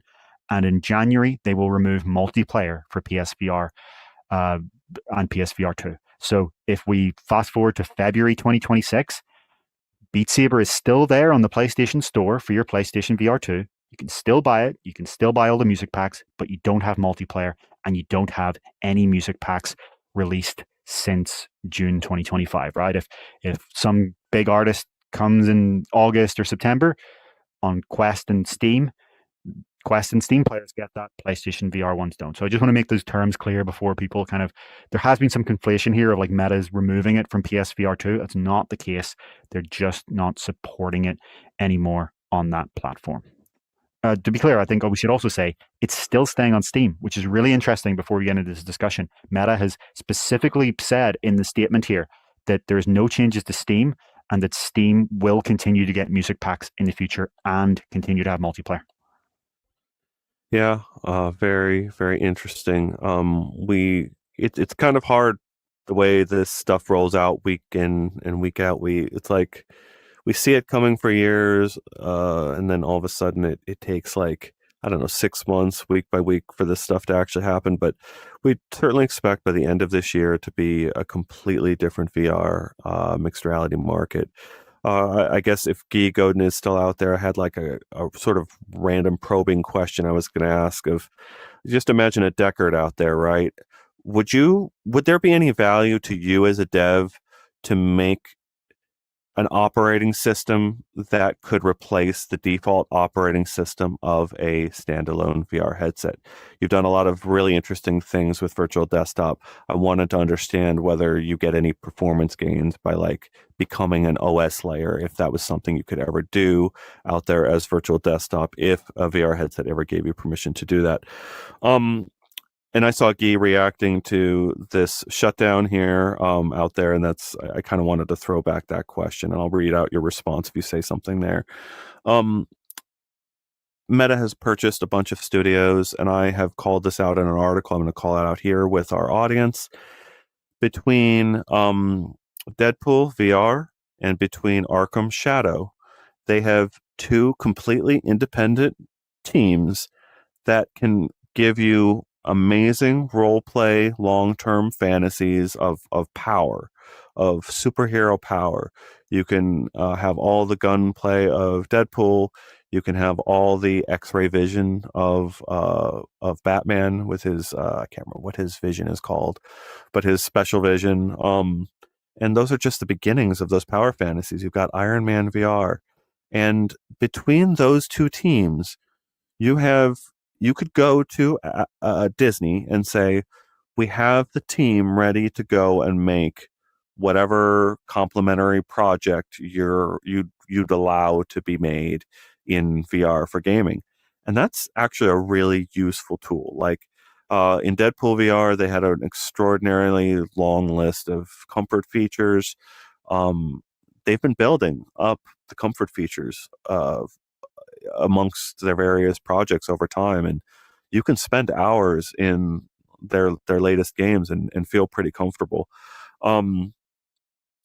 It's just this is my pushback on anyone who's ready to complain about Meta shutting down good work in VR, right?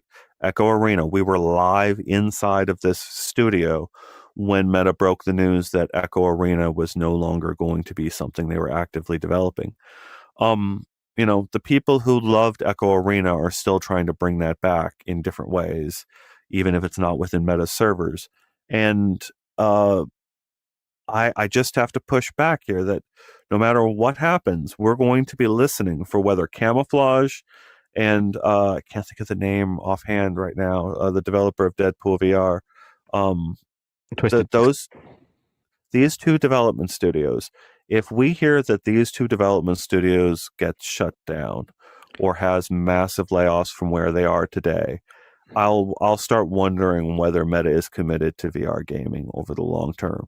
I think But we want to mention yeah, Sanzara as well. You're saying those two. We have to remember Asgard's Wrath 2. DAZN is pointing out in the comments for this yeah. 60R RPG from Sanzara. It's another. Twisted Pixel, yeah, sorry, Twisted Pixel. I couldn't think of it. And Bat Vision is the X-ray vision out there. Yes, and Sanzaro, but like Sanzaro, I'm curious what they do. Right? Are we just getting Asgard's Wrath 1 on Quest in I doubt it.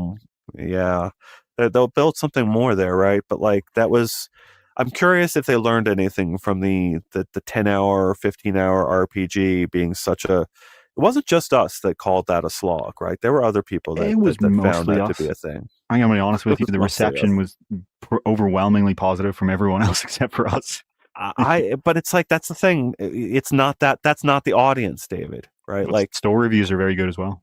yeah, it's what we're arguing right now is, does Meta have the funds to keep major tentpole productions for their platform annually, right? Do they have enough?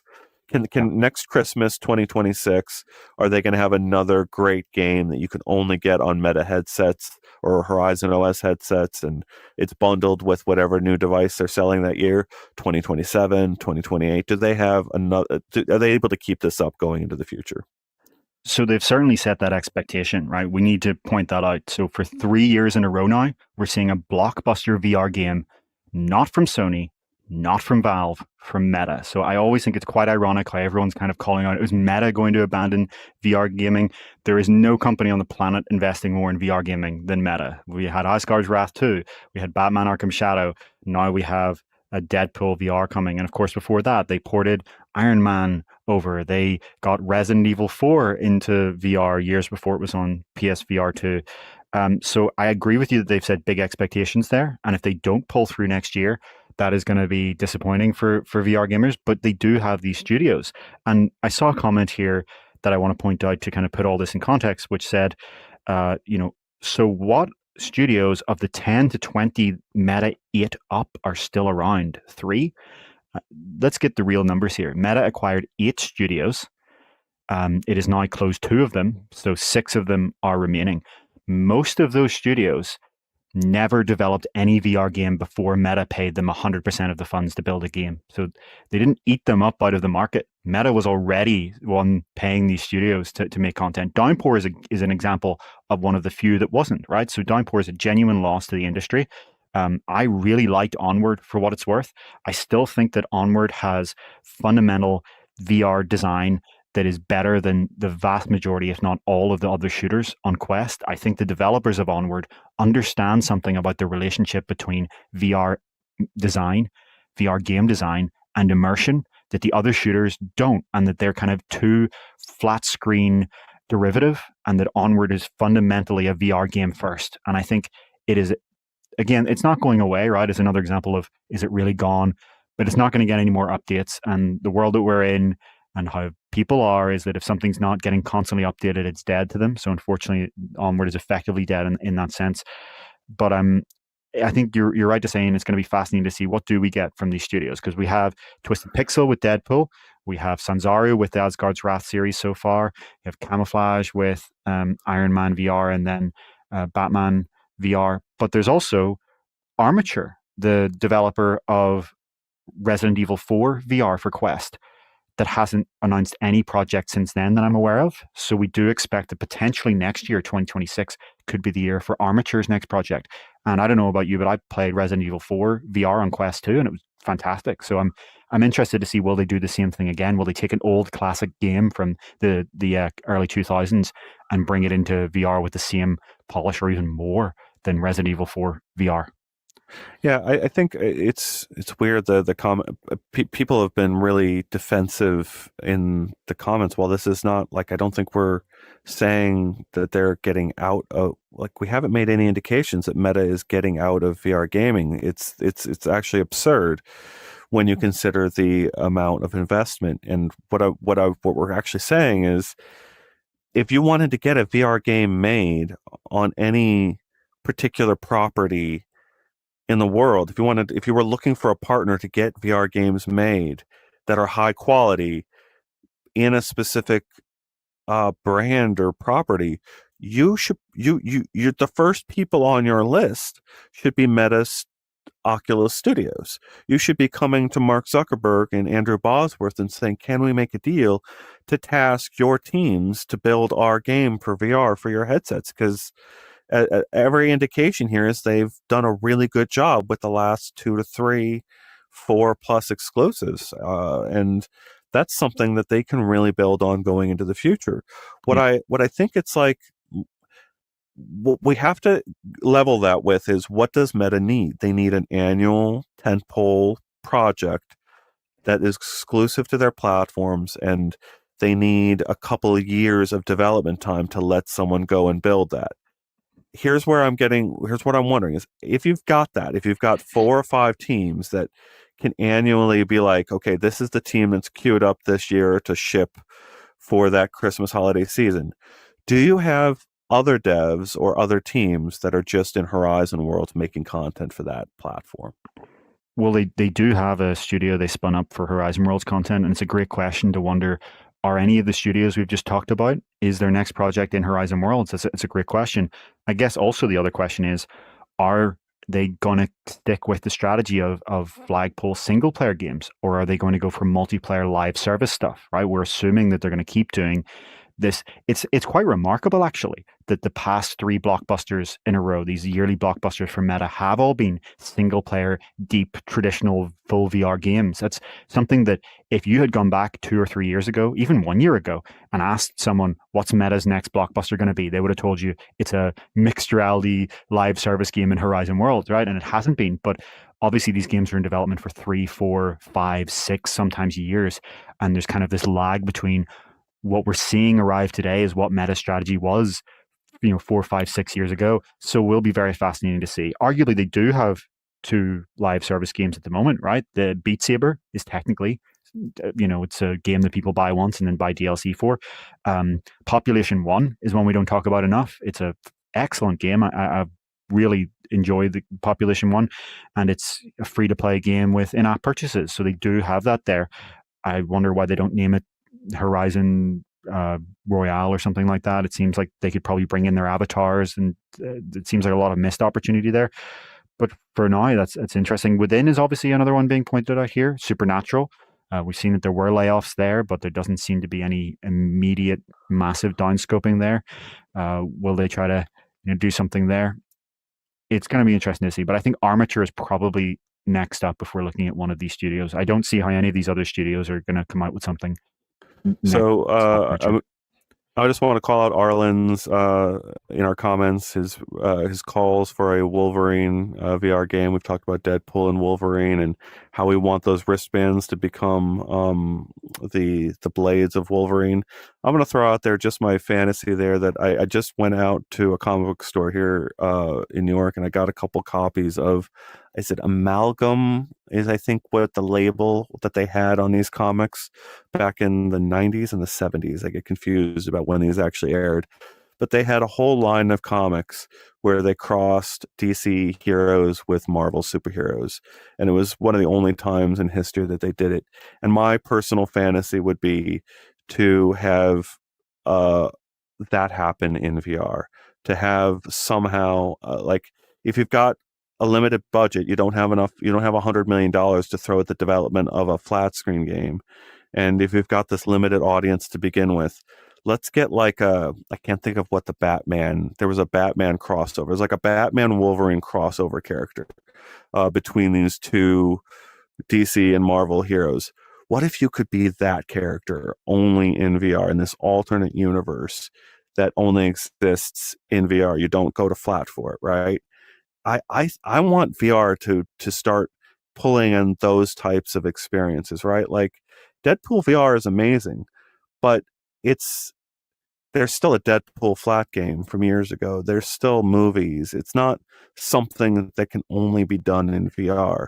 What if you could get superheroes that you could with powers that have never been realized on flat or any other medium? Like, I would love to see that realized in VR over the long term. Yeah, I mean, for me, is there's a big difference, even if it has been done in flat screen compared to doing it in VR. For example, like Spider-Man is Insomniac's huge series, but that would be dramatically different to swing around New York in VR compared to doing it by pressing a button.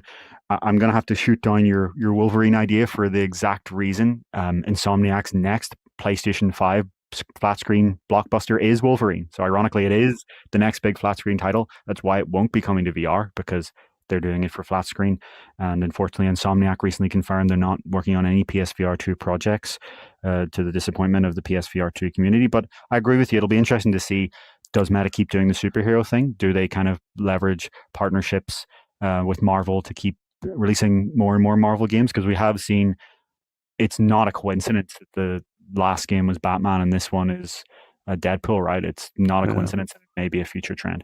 Well, one thing I just want to quickly cover here is like why we think these two things happened. So just to come back to like the actual news here, why did Meta cease Onward development and merge it into Camouflaj? Why is Beat Saber ending support on PlayStation VR 2? I think like the answer in both cases is cost cutting. Any 3D 4D chess solution you come up with for the Beat Saber thing would have to answer the question, why PlayStation but not Steam? Why is Beat Saber still being supported on Steam but not PlayStation? If it's Meta wants to like consolidate its exclusiveness or something like that, or trying to get back at other platforms or some sort of exclusivity deal, like maybe Beat Games said, okay, you can acquire us Meta, but for this number of years you have to keep it, on other platforms. Why wouldn't Steam also be affected? I think the answer here is that Meta has asked each of these studios to cut some costs. We've seen it earlier in the year, right? With the Supernatural team, with some of the other teams at Meta. We've been reporting on this. They're asking the Oculus Studios teams to cut costs. And I think Beat Saber was asked, what could you cut costs in? And they said, well, we could stop supporting one platform. And probably someone at Meta said, okay, stop supporting PlayStation VR 2. That's only my speculation, to be clear, but I think that makes the most sense, where they have to cut some cost, not a massive cost. You're not talking about like gut half the studio. They're just saying, we want you to reduce your current expenditure. And they picked that. I think the same thing makes sense for studios as a whole when it comes to Onward, right? It's a great game. I love it, but it's relatively niche. As much as I love the kind of, hyper realism, no HUD, physical crouching and jumping, no button presses and UI flying over the place, I know that that's not what the majority of the market wants. They want their flat screen adjacent gameplay. That's what they want. And so Meta's probably seeing that and going, there are a dozen shooters on Quest. We're not adding any particular value here. This isn't selling headsets more than contractors and Pavlov and all of the other shooters are already doing. It doesn't make sense to be in this space. So that's a natural way to cut costs overall, while still being able to leverage that staff, or we would assume some of that staff, on whatever Camouflaj's next project is. Because you would imagine, if you are Meta, we can debate the Asgard's Wrath 2 reception. We can have a debate about that all day, but I don't think any of us are going to debate that Batman Arkham Shadow was incredibly well received across the board. I don't think I saw any negative reviews for it. So I would imagine Meta is saying more of that, more Batman Arkham Shadow. Not literally the same game, but a new game from the same team. So I'm going to leave you here to finish off the last section of the show without me. I want to, it was Parmesan that was mentioning that earlier in the show, right? I want to send my heart out again to all of our viewers out there. Thank you for watching us, spending your time with us. I'm seeing Onakazi mention that it was Dark Claw was the Batman Wolverine combo. So yeah, I want Batman Arkham Shadow. I want him to go into like some kind of an event that merges him with another universe, and on the other side he comes out as Dark Claw, and you can have Deadpool and Dark Claw fighting together as a combo experience inside of Meta Horizon OS headsets, at the latter part of this decade. Please, come on, Camouflaj, Twisted Pixel, you can make this. I will rally as many VR fans as we can muster to make this happen for you. So I would love that. And I saw someone else mention what if, and that is part of the reason I'm playing around with these ideas here. Is on Apple Vision Pro, the one, Disney experience that they've paid for with Disney is a what if experience, where you get to do some of these embodiment powers. You get to build the portal. It's very slow compared to the controller games that you're compared with, but it's actually a really interesting introductory experience to VR and mixed reality concepts. But it's, I don't know, it was like 20 minutes long, very brief, hand tracking only, not a game, not going to convince you it's a game. But like, this is where I'm going with this, right? Like, Apple needs to get us a game out of that. Like, they need to go and spend money. Who are they going to go and get to make that game, right? Are they going to fund ILM to make it? What we're pointing out in the previous section here is Meta has these teams to go make that amazing game that we're dreaming about here, ready to go, where like Apple has a long way to go to get That's an anywhere interesting close point. to this. Apple, I think, does have this attitude where they just want developers to do it and they don't want to fund it themselves. And that's going to be tough, although they obviously will be willing to pay for these small experiences. Like you say, there's a big difference between funding a experience and funding a full-fledged multi-dozen hour game. It's not the same thing at all. And that's going to be interesting to see as Meta continues this strategy, assuming it does, of these blockbusters, how Apple's response is there. At some point, do they just pay someone? Do they pay Epic? That's the joke. Obviously, they're not going to go anywhere near Epic, but do they pay, as you say, someone like ILM or another experienced game developer? The issue is, if you just pick a game developer who's out there, who isn't experienced with VR, that can sometimes be a catastrophe. Look what happened with Respawn and Medal of Honor. This assumption that because a game developer is great on flat screen, they can build a great VR game. Unfortunately, it's not the case. These are actually very, very different things, flat screen and VR. And while, of course, you can shoehorn flat screen into VR and hope it works, those actually don't tend to be the most impressive use cases in all ways. So that will be interesting for sure. Is that your cutoff now, or do you have a little bit longer? No, it was Parmesan that donated to us big in this show, right? And told us about his dad. I was trying to remember Yes, who that was. Yes. Because their name disappeared and it's been a long show. I just wanted to say thank you again to Parma for that. And also just ask, I would love to hear something, leave it in the comments, something your dad liked. I just wanted to just give me something in my brain that I can remember that your dad liked from his life. I would love to share that and see that in the comments for everyone else to have that. But thank you for tuning in all your shows, for tuning in for us. Thank you to all of our members for tuning in and watching us.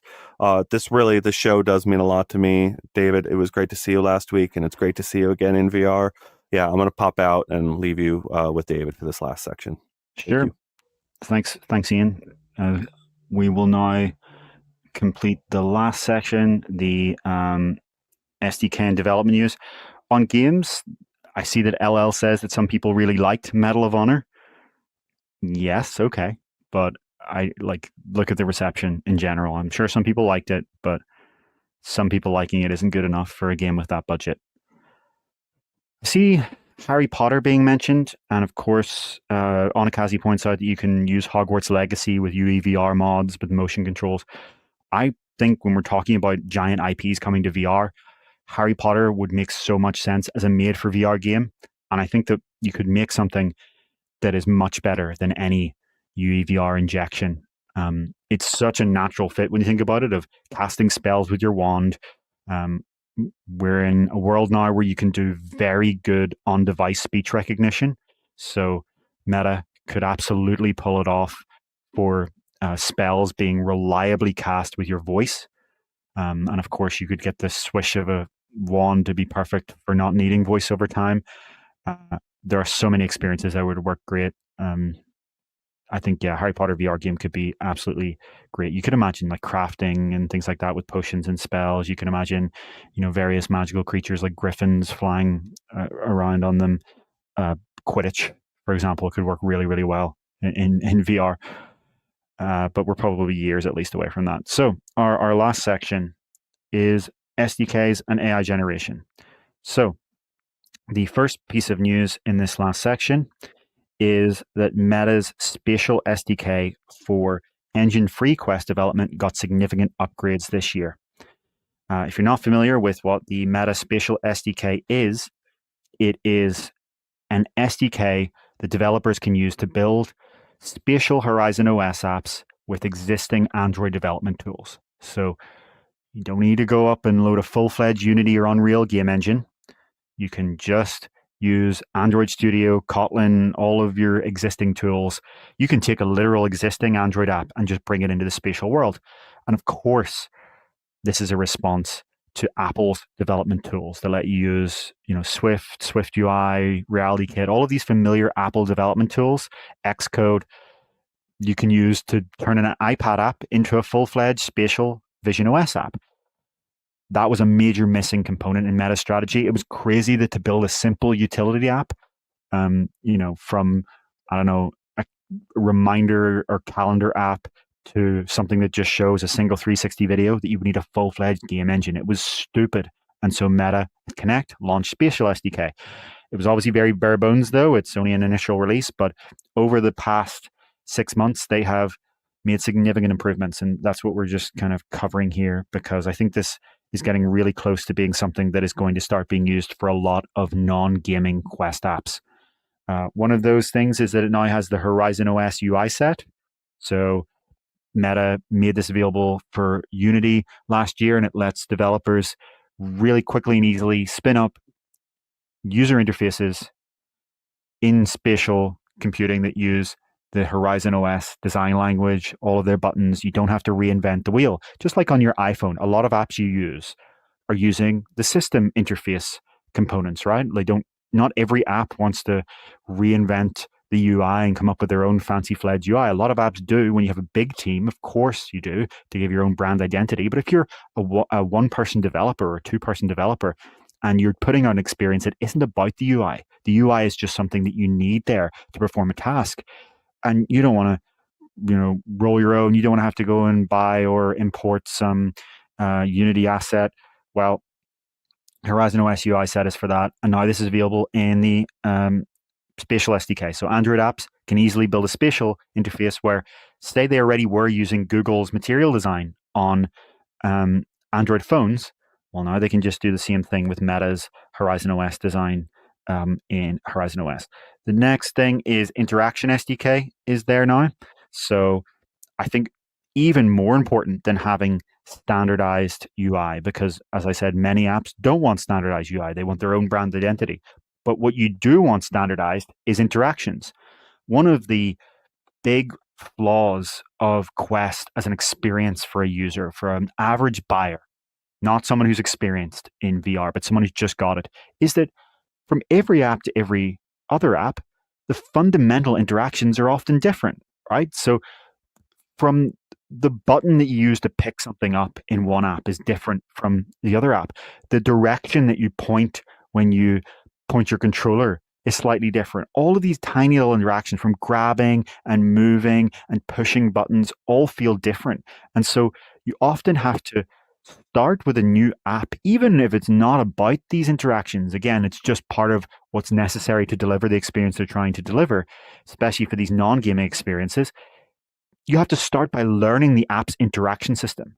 That maybe feels normal to us as experienced VR users. Of course, like you start by, you go through the tutorial, you figure out what buttons do what, and you start figuring out like how do the subtleties of grabbing and moving things feel different in this app from that last app. That's normal for us. We were experienced this for a decade.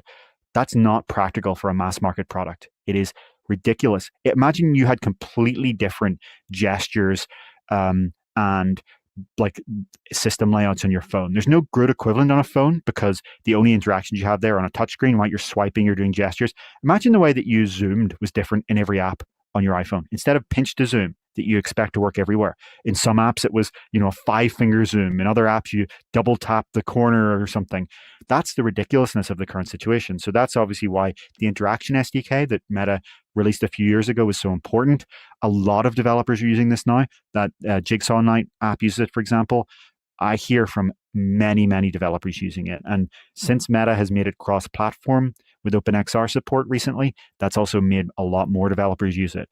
There are other competing frameworks out there. For Unity, for example, there's Hurricane, there are other interaction frameworks. But the fact that now Meta's Interaction SDK is available on Unity, Unreal, and Spatial SDK means that every app that uses it, you have a consistency in interactions. And they're good interactions, right? The worst part of inconsistency is when it sucks. When I go to one app and I'm trying to pick up something and it's just wrong, right? It glitches. That's bad. So I've actually, before Interaction SDK existed, came on this show for years and argued it's freaking crazy that Meta doesn't have something like this. And now they have it across all of their supported development stacks, except for Godot, I guess. And this is for Horizon World developers just built into the platform, right? So this is important that this is now here for Spatial SDK. They've also improved the performance. They say that, it's completely overhauled the kind of core systems and should be able to run at 90 FPS pretty much all the time now. So that's good. Pass-through camera access is available in Spatial SDK. So again, you're a developer who wants to build a simple experience that just uses the camera. Do you spin up an entire Unity project and implement everything from scratch, or do you use Spatial SDK and just build like you would an Android app and put together these experiences? This is the kind of advantage here. They also have an Android Studio plugin to make everything a lot easier. It feels much more integrated with Android Studio. They have a new spatial editor, so you do, in the same way that you would move things around in the Unity editor, have a spatial editor for Meta Spatial SDK. It's equivalent to Apple's Reality Composer Pro. And the experience on the Apple side, I played around with these tools a little bit just to get familiarity, is still more sleek, but Meta's getting there, right? This is a genuinely practical development path now. And I spoke to a developer who does contracted apps for enterprise, right? These enterprise companies want to spin up an app really quickly and cheaply. And they said that this has changed how long it takes them to develop one of these contracted apps from months when they were using the Unity path down to weeks with Spatial SDK. And it's the same thing with Apple Vision Pro. Game engines are amazing. Don't get me wrong. But you don't need a full-fledged game engine for a simple experience in VR or MR all the time, right? Of course, for a full-fledged game, absolutely. I'm not saying anyone's going to use Android Studio and Meta Spatial SDK to build the next Asgard's Wrath 2. Obviously not. But for simple apps, for non-gaming utility apps, a game engine is overkill. There's also, this isn't announced, but you can clearly see the path here from getting to something like a shared space with augments from this. You're not going to get that with separately running instances of Unity, but with this kind of Spatial SDK approach that's more built into the OS, you can see this being Meta's path to eventually get to that sort of Vision OS style shared space. So that is the Meta Spatial SDK news, which is interesting. Big saying interaction tech is hard to do. Yes, it is. That's why you shouldn't, as a developer, don't roll your own. Don't build your own interactions from scratch. Just import Meta's interaction SDK and start using it, or one of the other interaction SDKs, as long as they're good. But so if anyone in the comments has actually tried to build a utility app using Unity or Unreal and wants to share their experience, please do in the comments below or in the live chat right now if you happen to be here. If you are someone who has tried the Meta Spatial SDK, we would love to know for what your experience was. I've heard from a few developers so far that kind of said that it sucked at launch, but has gotten significantly better over the past 6 months. They said the pace of improvement here, it's one of those situations where it's not the same thing as it was at launch. Our next piece of development news, our next topic here is some OpenXR news. So we just talked about the Spatial SDK, this kind of high-level thing. Now we're going much lower level, talking about like the core SDKs and APIs that are used here. So if you don't know what OpenXR is, it's the Open Standard API for AR, VR, MR, XR, whatever you want to call it, all of the above, development and runtimes. It's managed by Kronos, which is the same non-profit industry consortium that manages OpenGL, Vulkan, and WebGL. You may not know that OpenGL and Vulkan are handled by the same consortium as OpenXR. The ideal of OpenXR is that developers can build XR apps that run on any headset without needing to use vendor-specific core APIs for different hardware. That's the dream and the ideal. There are practical reasons why sometimes it doesn't quite work out like that, but over the past few years, it's gotten a lot better, and we're nearly at the dream. We're nearly there. So almost every headset, engine, and runtime today supports OpenXR, except for Apple Vision Pro and PlayStation VR 2 on PS5. So if you don't care about those two, which trend is that most developers don't, there's not large markets relative to the development complexity involved. OpenXR lets you write apps once that go anywhere, as long as it's the same OS, right? So if you make an OpenXR Android app, it'll run on Quest and Pico. There are lots of people who own Pico headsets who actually just sideload apps made for Quest onto Pico, and it just works because it's all OpenXR. And like people have been doing this with like Steam Link, for example, even you can actually extract Steam Link off Quest and put it onto Pico, and it works mostly with a few little slight problems. But the news here that we're actually talking about, that was the background, is that there's a new class of extensions for OpenXR called OpenXR Spatial Entities Extensions. To answer your question, LL, that is our next topic, the Horizon Worlds thing. We're going to talk about that as our final topic. But this is important because we now have some of the fundamental aspects of interacting with the physical environment of the user built into OpenXR via these extensions. Built in via extensions is oxymoronic, but you understand what I'm saying. The 5 extensions here build on the base extension spatial entities extension. So they are spatial plane tracking, which is for detection and spatial tracking of real world surfaces. So your tables, your walls, flat surfaces, plane detection. Next one is spatial marker tracking. So this is tracking QR codes and other kind of patterns like that. Spatial anchors. These are used for persistence, right? If you want something to persist between sessions, if you want a widget that stays on the wall the next time you boot up the headset, that's supported today through these proprietary APIs of spatial anchors. OpenXR is bringing it in to a OpenXR extension. Spatial persistence as well is used, for that persistence of spatial anchors. And then there is spatial persistence operations for advanced management of spatial data. So it's great to see that all of these capabilities are rolling in to the open standard. Again, it means that developers, when they want to support these situations, in the past, they had to use a vendor-specific extension, like a Meta extension and a Pico extension. Now they can do the OpenXR extension. This is the vendor-neutral OpenXR extension instead of that. So all of this is making developers' lives easier. So Meta, Google, Pico, Vario, Unity, Godot, and Calibora have released statements expressing support for OpenXR spatial entities extensions, and all 7 companies I just mentioned will support it very soon.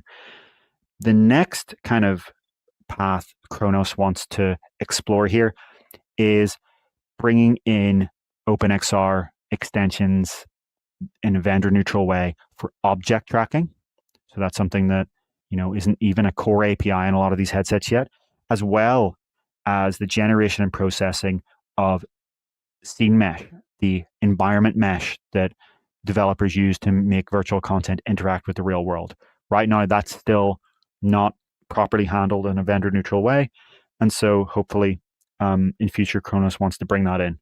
As I hinted earlier in the discussion, the one thing that we haven't seen any OpenXR solution for yet, though, is shared spatial anchors. So we are getting single-player spatial anchors on your headset, but when it comes to how do you do a co-located automatic experience between different vendor headsets, there is still no practical solution there.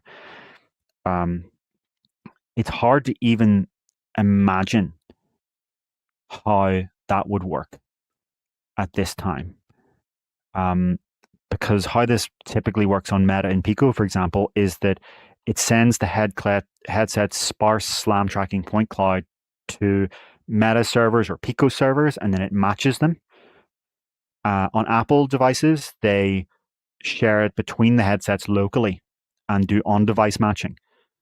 But again, you would have to have some sort of standard for doing this, wherein all these companies would also be fully willing to allow these sparse SLAM tracking point clouds to be transmitted to other headsets. The issue with that is privacy, for one, right? Even though you're in the same room, you can imagine scenarios where this is tricked to thinking you're in the same room and you're sending this kind of SLAM tracking point cloud. In fairness to that concern, a SLAM point cloud is not really what you think it is. It's not going to give much insight about the shape of your room. You can determine some properties of your room from it, but in general, it's not the same thing as like an actual like dense point cloud that you might be imagining here. I'll see if I can bring up an image to kind of show more what I'm talking about here. Don't think I can at the moment, but the privacy concern there could be solved. The other issue is about proprietary technology. Sending the sparse point clouds from headset to headset means that the other headsets can analyze them and maybe use that to improve their own tracking system. So companies would be kind of troubled with this. I haven't actually heard any interesting solution around this yet that solves all of the potential problems. It is possible that just like AirDrop is proprietary to Apple today, that we will just be in a world for a long time where this isn't a thing. Where the solution is manually touching the same point in the room, manually tracking a QR code or something like that, or doing some kind of shared object tracking where you find the same object and developers. You can imagine if each of these headsets allows for on-device object tracking, then what you do is you track every object in the room, and the developer writes their own app layer code saying all of the sizes of the objects, and then the developer does the matching themselves. That would be a deeply unfortunate solution. It has its own privacy and practicality issues, but it'll be interesting to see if someone can pull this off. Arlen is asking, could this be done by a host app handling this by sending a generic colocate standard that the current app is experiencing? So what are you sending is the problem, right? Like, what exactly are you sending to the other headset? Because today, again, how this works is you're sending this kind of sparse slam point cloud. I really hope I can find an issue or a image to illustrate this. But all those concerns kind of come up. Hopefully I can find an image here to illustrate what I'm talking about. I think actually we had one from last week, the WebXR feature image we used that showed kind of shared spatial anchors between two Quest headsets. Let's see.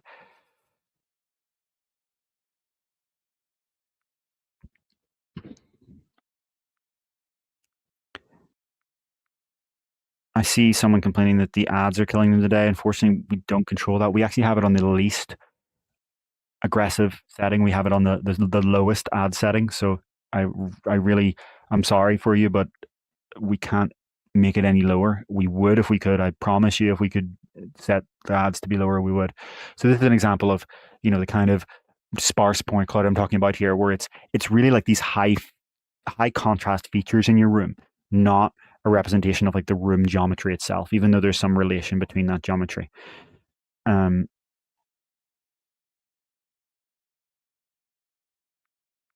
Okay, let's move on to our final topic here. This is an interesting one, and I'm sure a controversial one, and it is that Meta is teasing that generation of entire Horizon Worlds environments is coming very soon.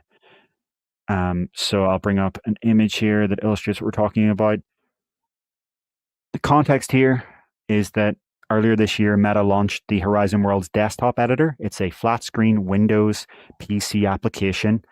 And they did that alongside deprecating the in-VR tools for Horizon Worlds. So those were ridiculed by the fact that they were creating these, ugly, cartoony worlds. And for a lot of people, your idea of Horizon Worlds is still based on the things that people were building with primitive shapes completely inside VR, standalone on Quest headsets.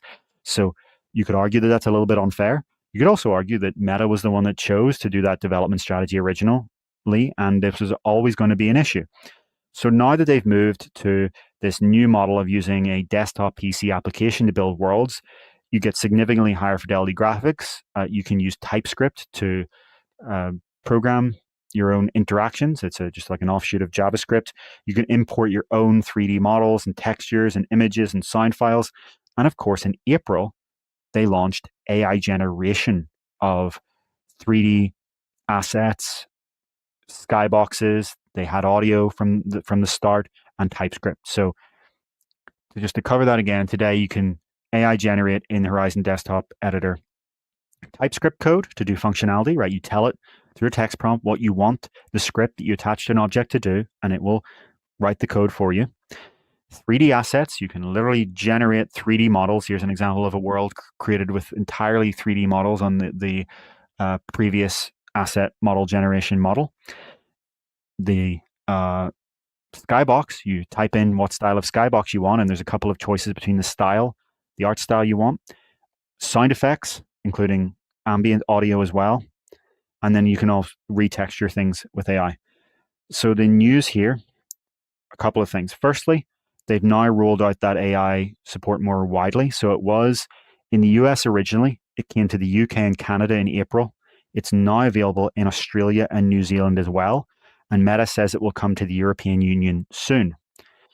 When it comes to the TypeScript generation, the code generation, Meta has upgraded it to use the new Llama 4 model up from the Llama 3 series. So you should get significantly improved code generation. Meta also says it's improved the sound effect and ambient audio generation model to generate output faster and with higher quality sound. For second-party creators, that is the companies, the studios that Meta is contracting to build Horizon Worlds content, they've also now introduced the voice-only AI NPCs that they teased at Connect 2024. So that isn't available yet for all creators, but we expect that to be some point later this year, and that means you can build NPCs that use speech and large language models to be able to have natural conversations with them. And if you want to see a demo of that, you can go to the article on UploadVR.com where we have a link to our article from Connect where Meta showed a short demo of that. It is what we've talked about on this show many times, this dream of NPCs that are conversational, that aren't just kind of dumb conversation trees, that you can, as a developer of these worlds, provide context around the story, the background. They also have context from just knowing the geometry, etc. And then you can have real conversations with them. So that's only for second-party developers for now. The other big tease is that they say the AI generation of entire environments is coming very soon. And Meta says that this will let creators build an environment based on several different themes using simple prompts or granular controls for different parameters. And this is really quite profound because already Meta was promising that the ability to AI generate individual 3D models, like you can see in this screenshot, and place them around the world yourself, in addition to skyboxes and sound effects, reduce the time it takes to build a multiplayer VR world from weeks to hours. Now, with this new feature they plan to introduce very soon, it could be minutes. Now, obviously, that's the minimum time. You'll want to do more polishing than that. You're not going to want to just generate the environment and hit play. You're going to want to do some customization. Here's the screenshot of the NPC thing, by the way, how that'll appear. When you create an NPC in the Horizon desktop editor, you essentially build a new meta avatar each time. So you get the full kind of creation by going through the avatar editor as if you're editing your own avatar, except you're making a new one for NPCs.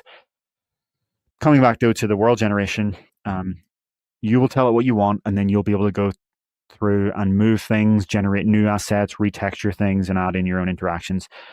So this is all very interesting. I would recommend giving this a try just to see where it's at right now. This feature's not there yet, but even just the asset generation is really interesting to try.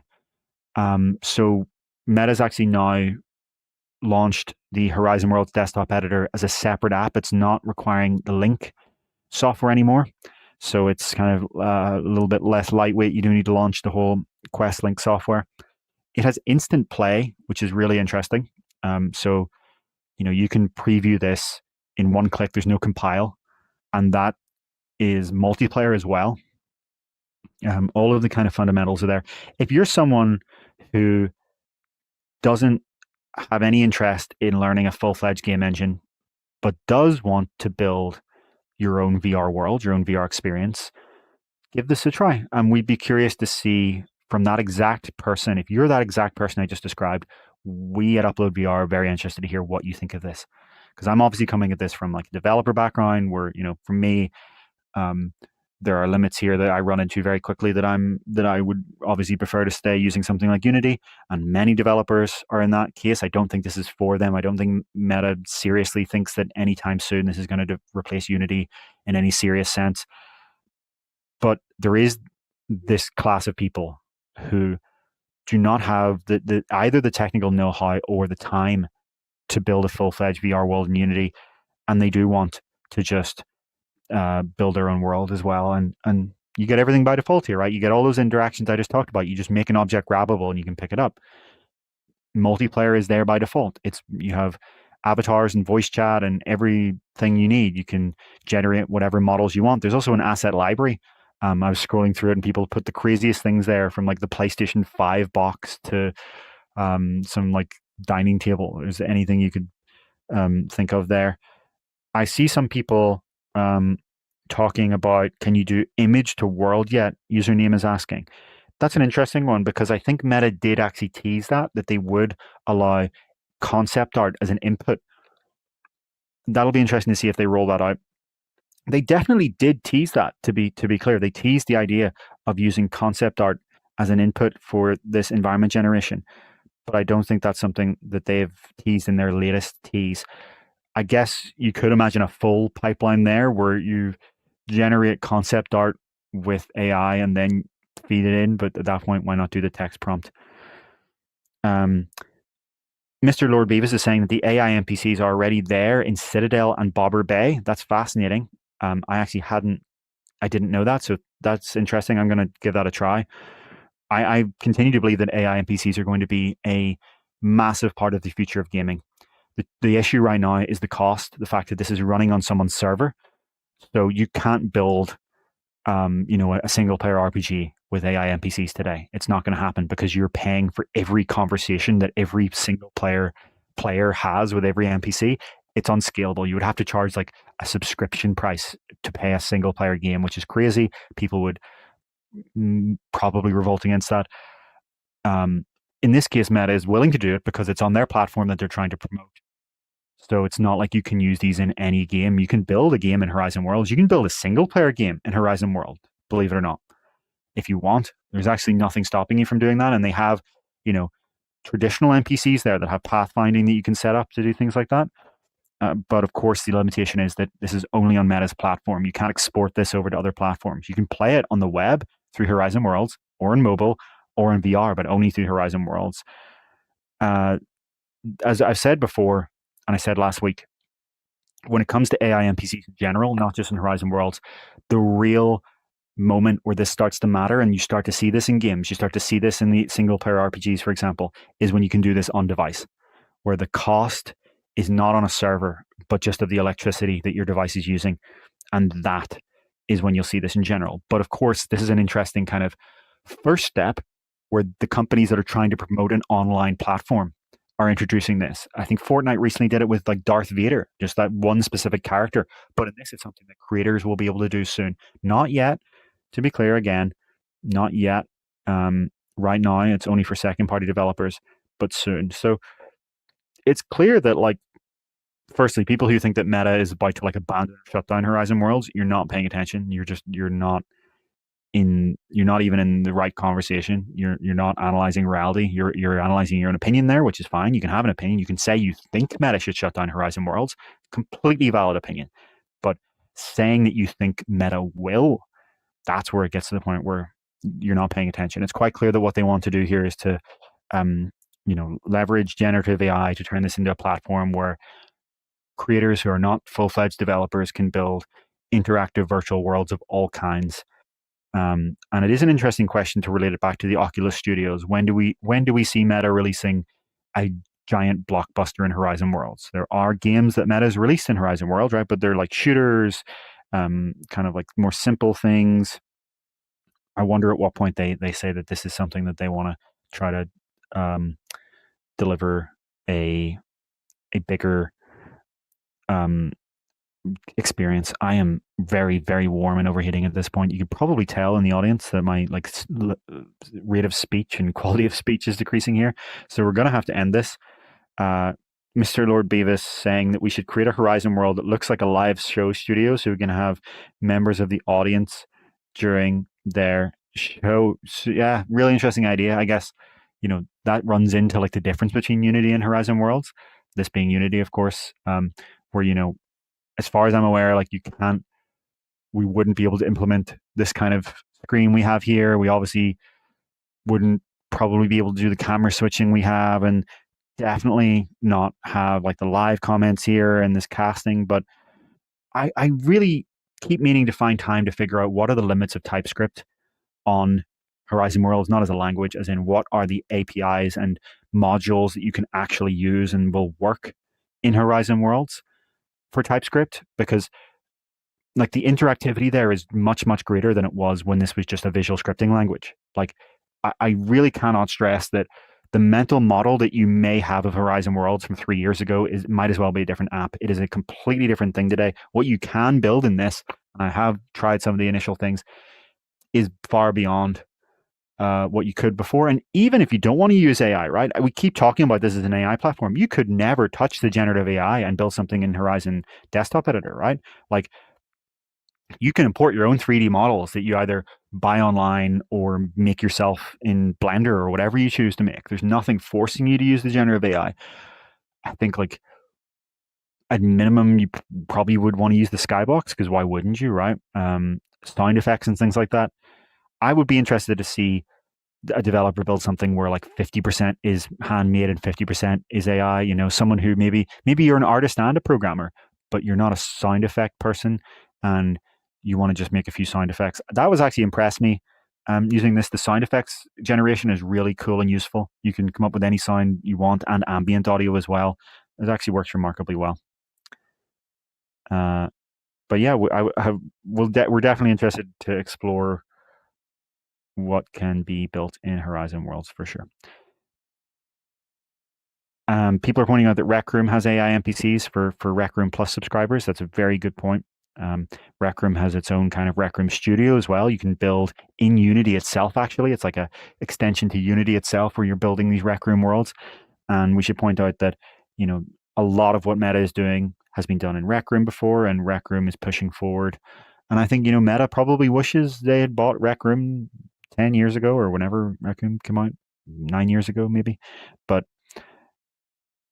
yeah, it'll be interesting to see how Rec Room moves forward. I feel like they've both done the same thing where they start as these very VR focused experiences, and then over time they move into flat screen. People are talking about like Meta, focusing on mobile so much. So does Rec Room, right? Rec Room didn't get as much shit for that as Meta did for some reason. Rec Room used to be, here's how long I've been in VR. I remember when Rec Room was a teleport only experience and people were mad at them because you couldn't do thumbstick locomotion, like free movement, as some people call it, sliding motion, whatever you want to call it. I remember when that was the situation. Now we're in a world where like Rec Room is primarily used by kids on their phone and their Xbox. So I think there's a tough issue there. The one thing I want to say on social platforms in general, and I'll leave off the show with this, is that I actually think that you lose something by doing that, by supporting flat screen. In theory, there's this idea that, yeah, you want to have your friends there who don't have a headset, so let's get them in too. But I feel like there are so many design sacrifices there. And even in fundamentally what you imagine to be a social VR world, that you lose something to the point where I suspect, and this is a prediction that I think a lot of people will strongly disagree on, I suspect that the most successful social VR platform will actually be one that only works in VR and for which the idea of playing in flat screen doesn't even make sense. I think too many of these apps, whether it be Rec Room or Horizon Worlds, even VR chat to some extent, focus too much on having, your avatar move around this enormous world. And the motion is merely an avatar, just like you would in a flat screen game moving around with a thumbstick. But I think the magic of social VR will actually be found in near field two-handed interactions where you're using your hands to manipulate objects at the scale you would on a tabletop, but with a lot of people. I think it'll feel more like sitting at a casino table in Vegas or going into your local bar and sitting down and talking to a large group of people than it will like playing laser tag. So this, maybe I'm wrong about that, but I think that the push to flat screen for all of these social VR platforms has harmed them in a way that will be clear once some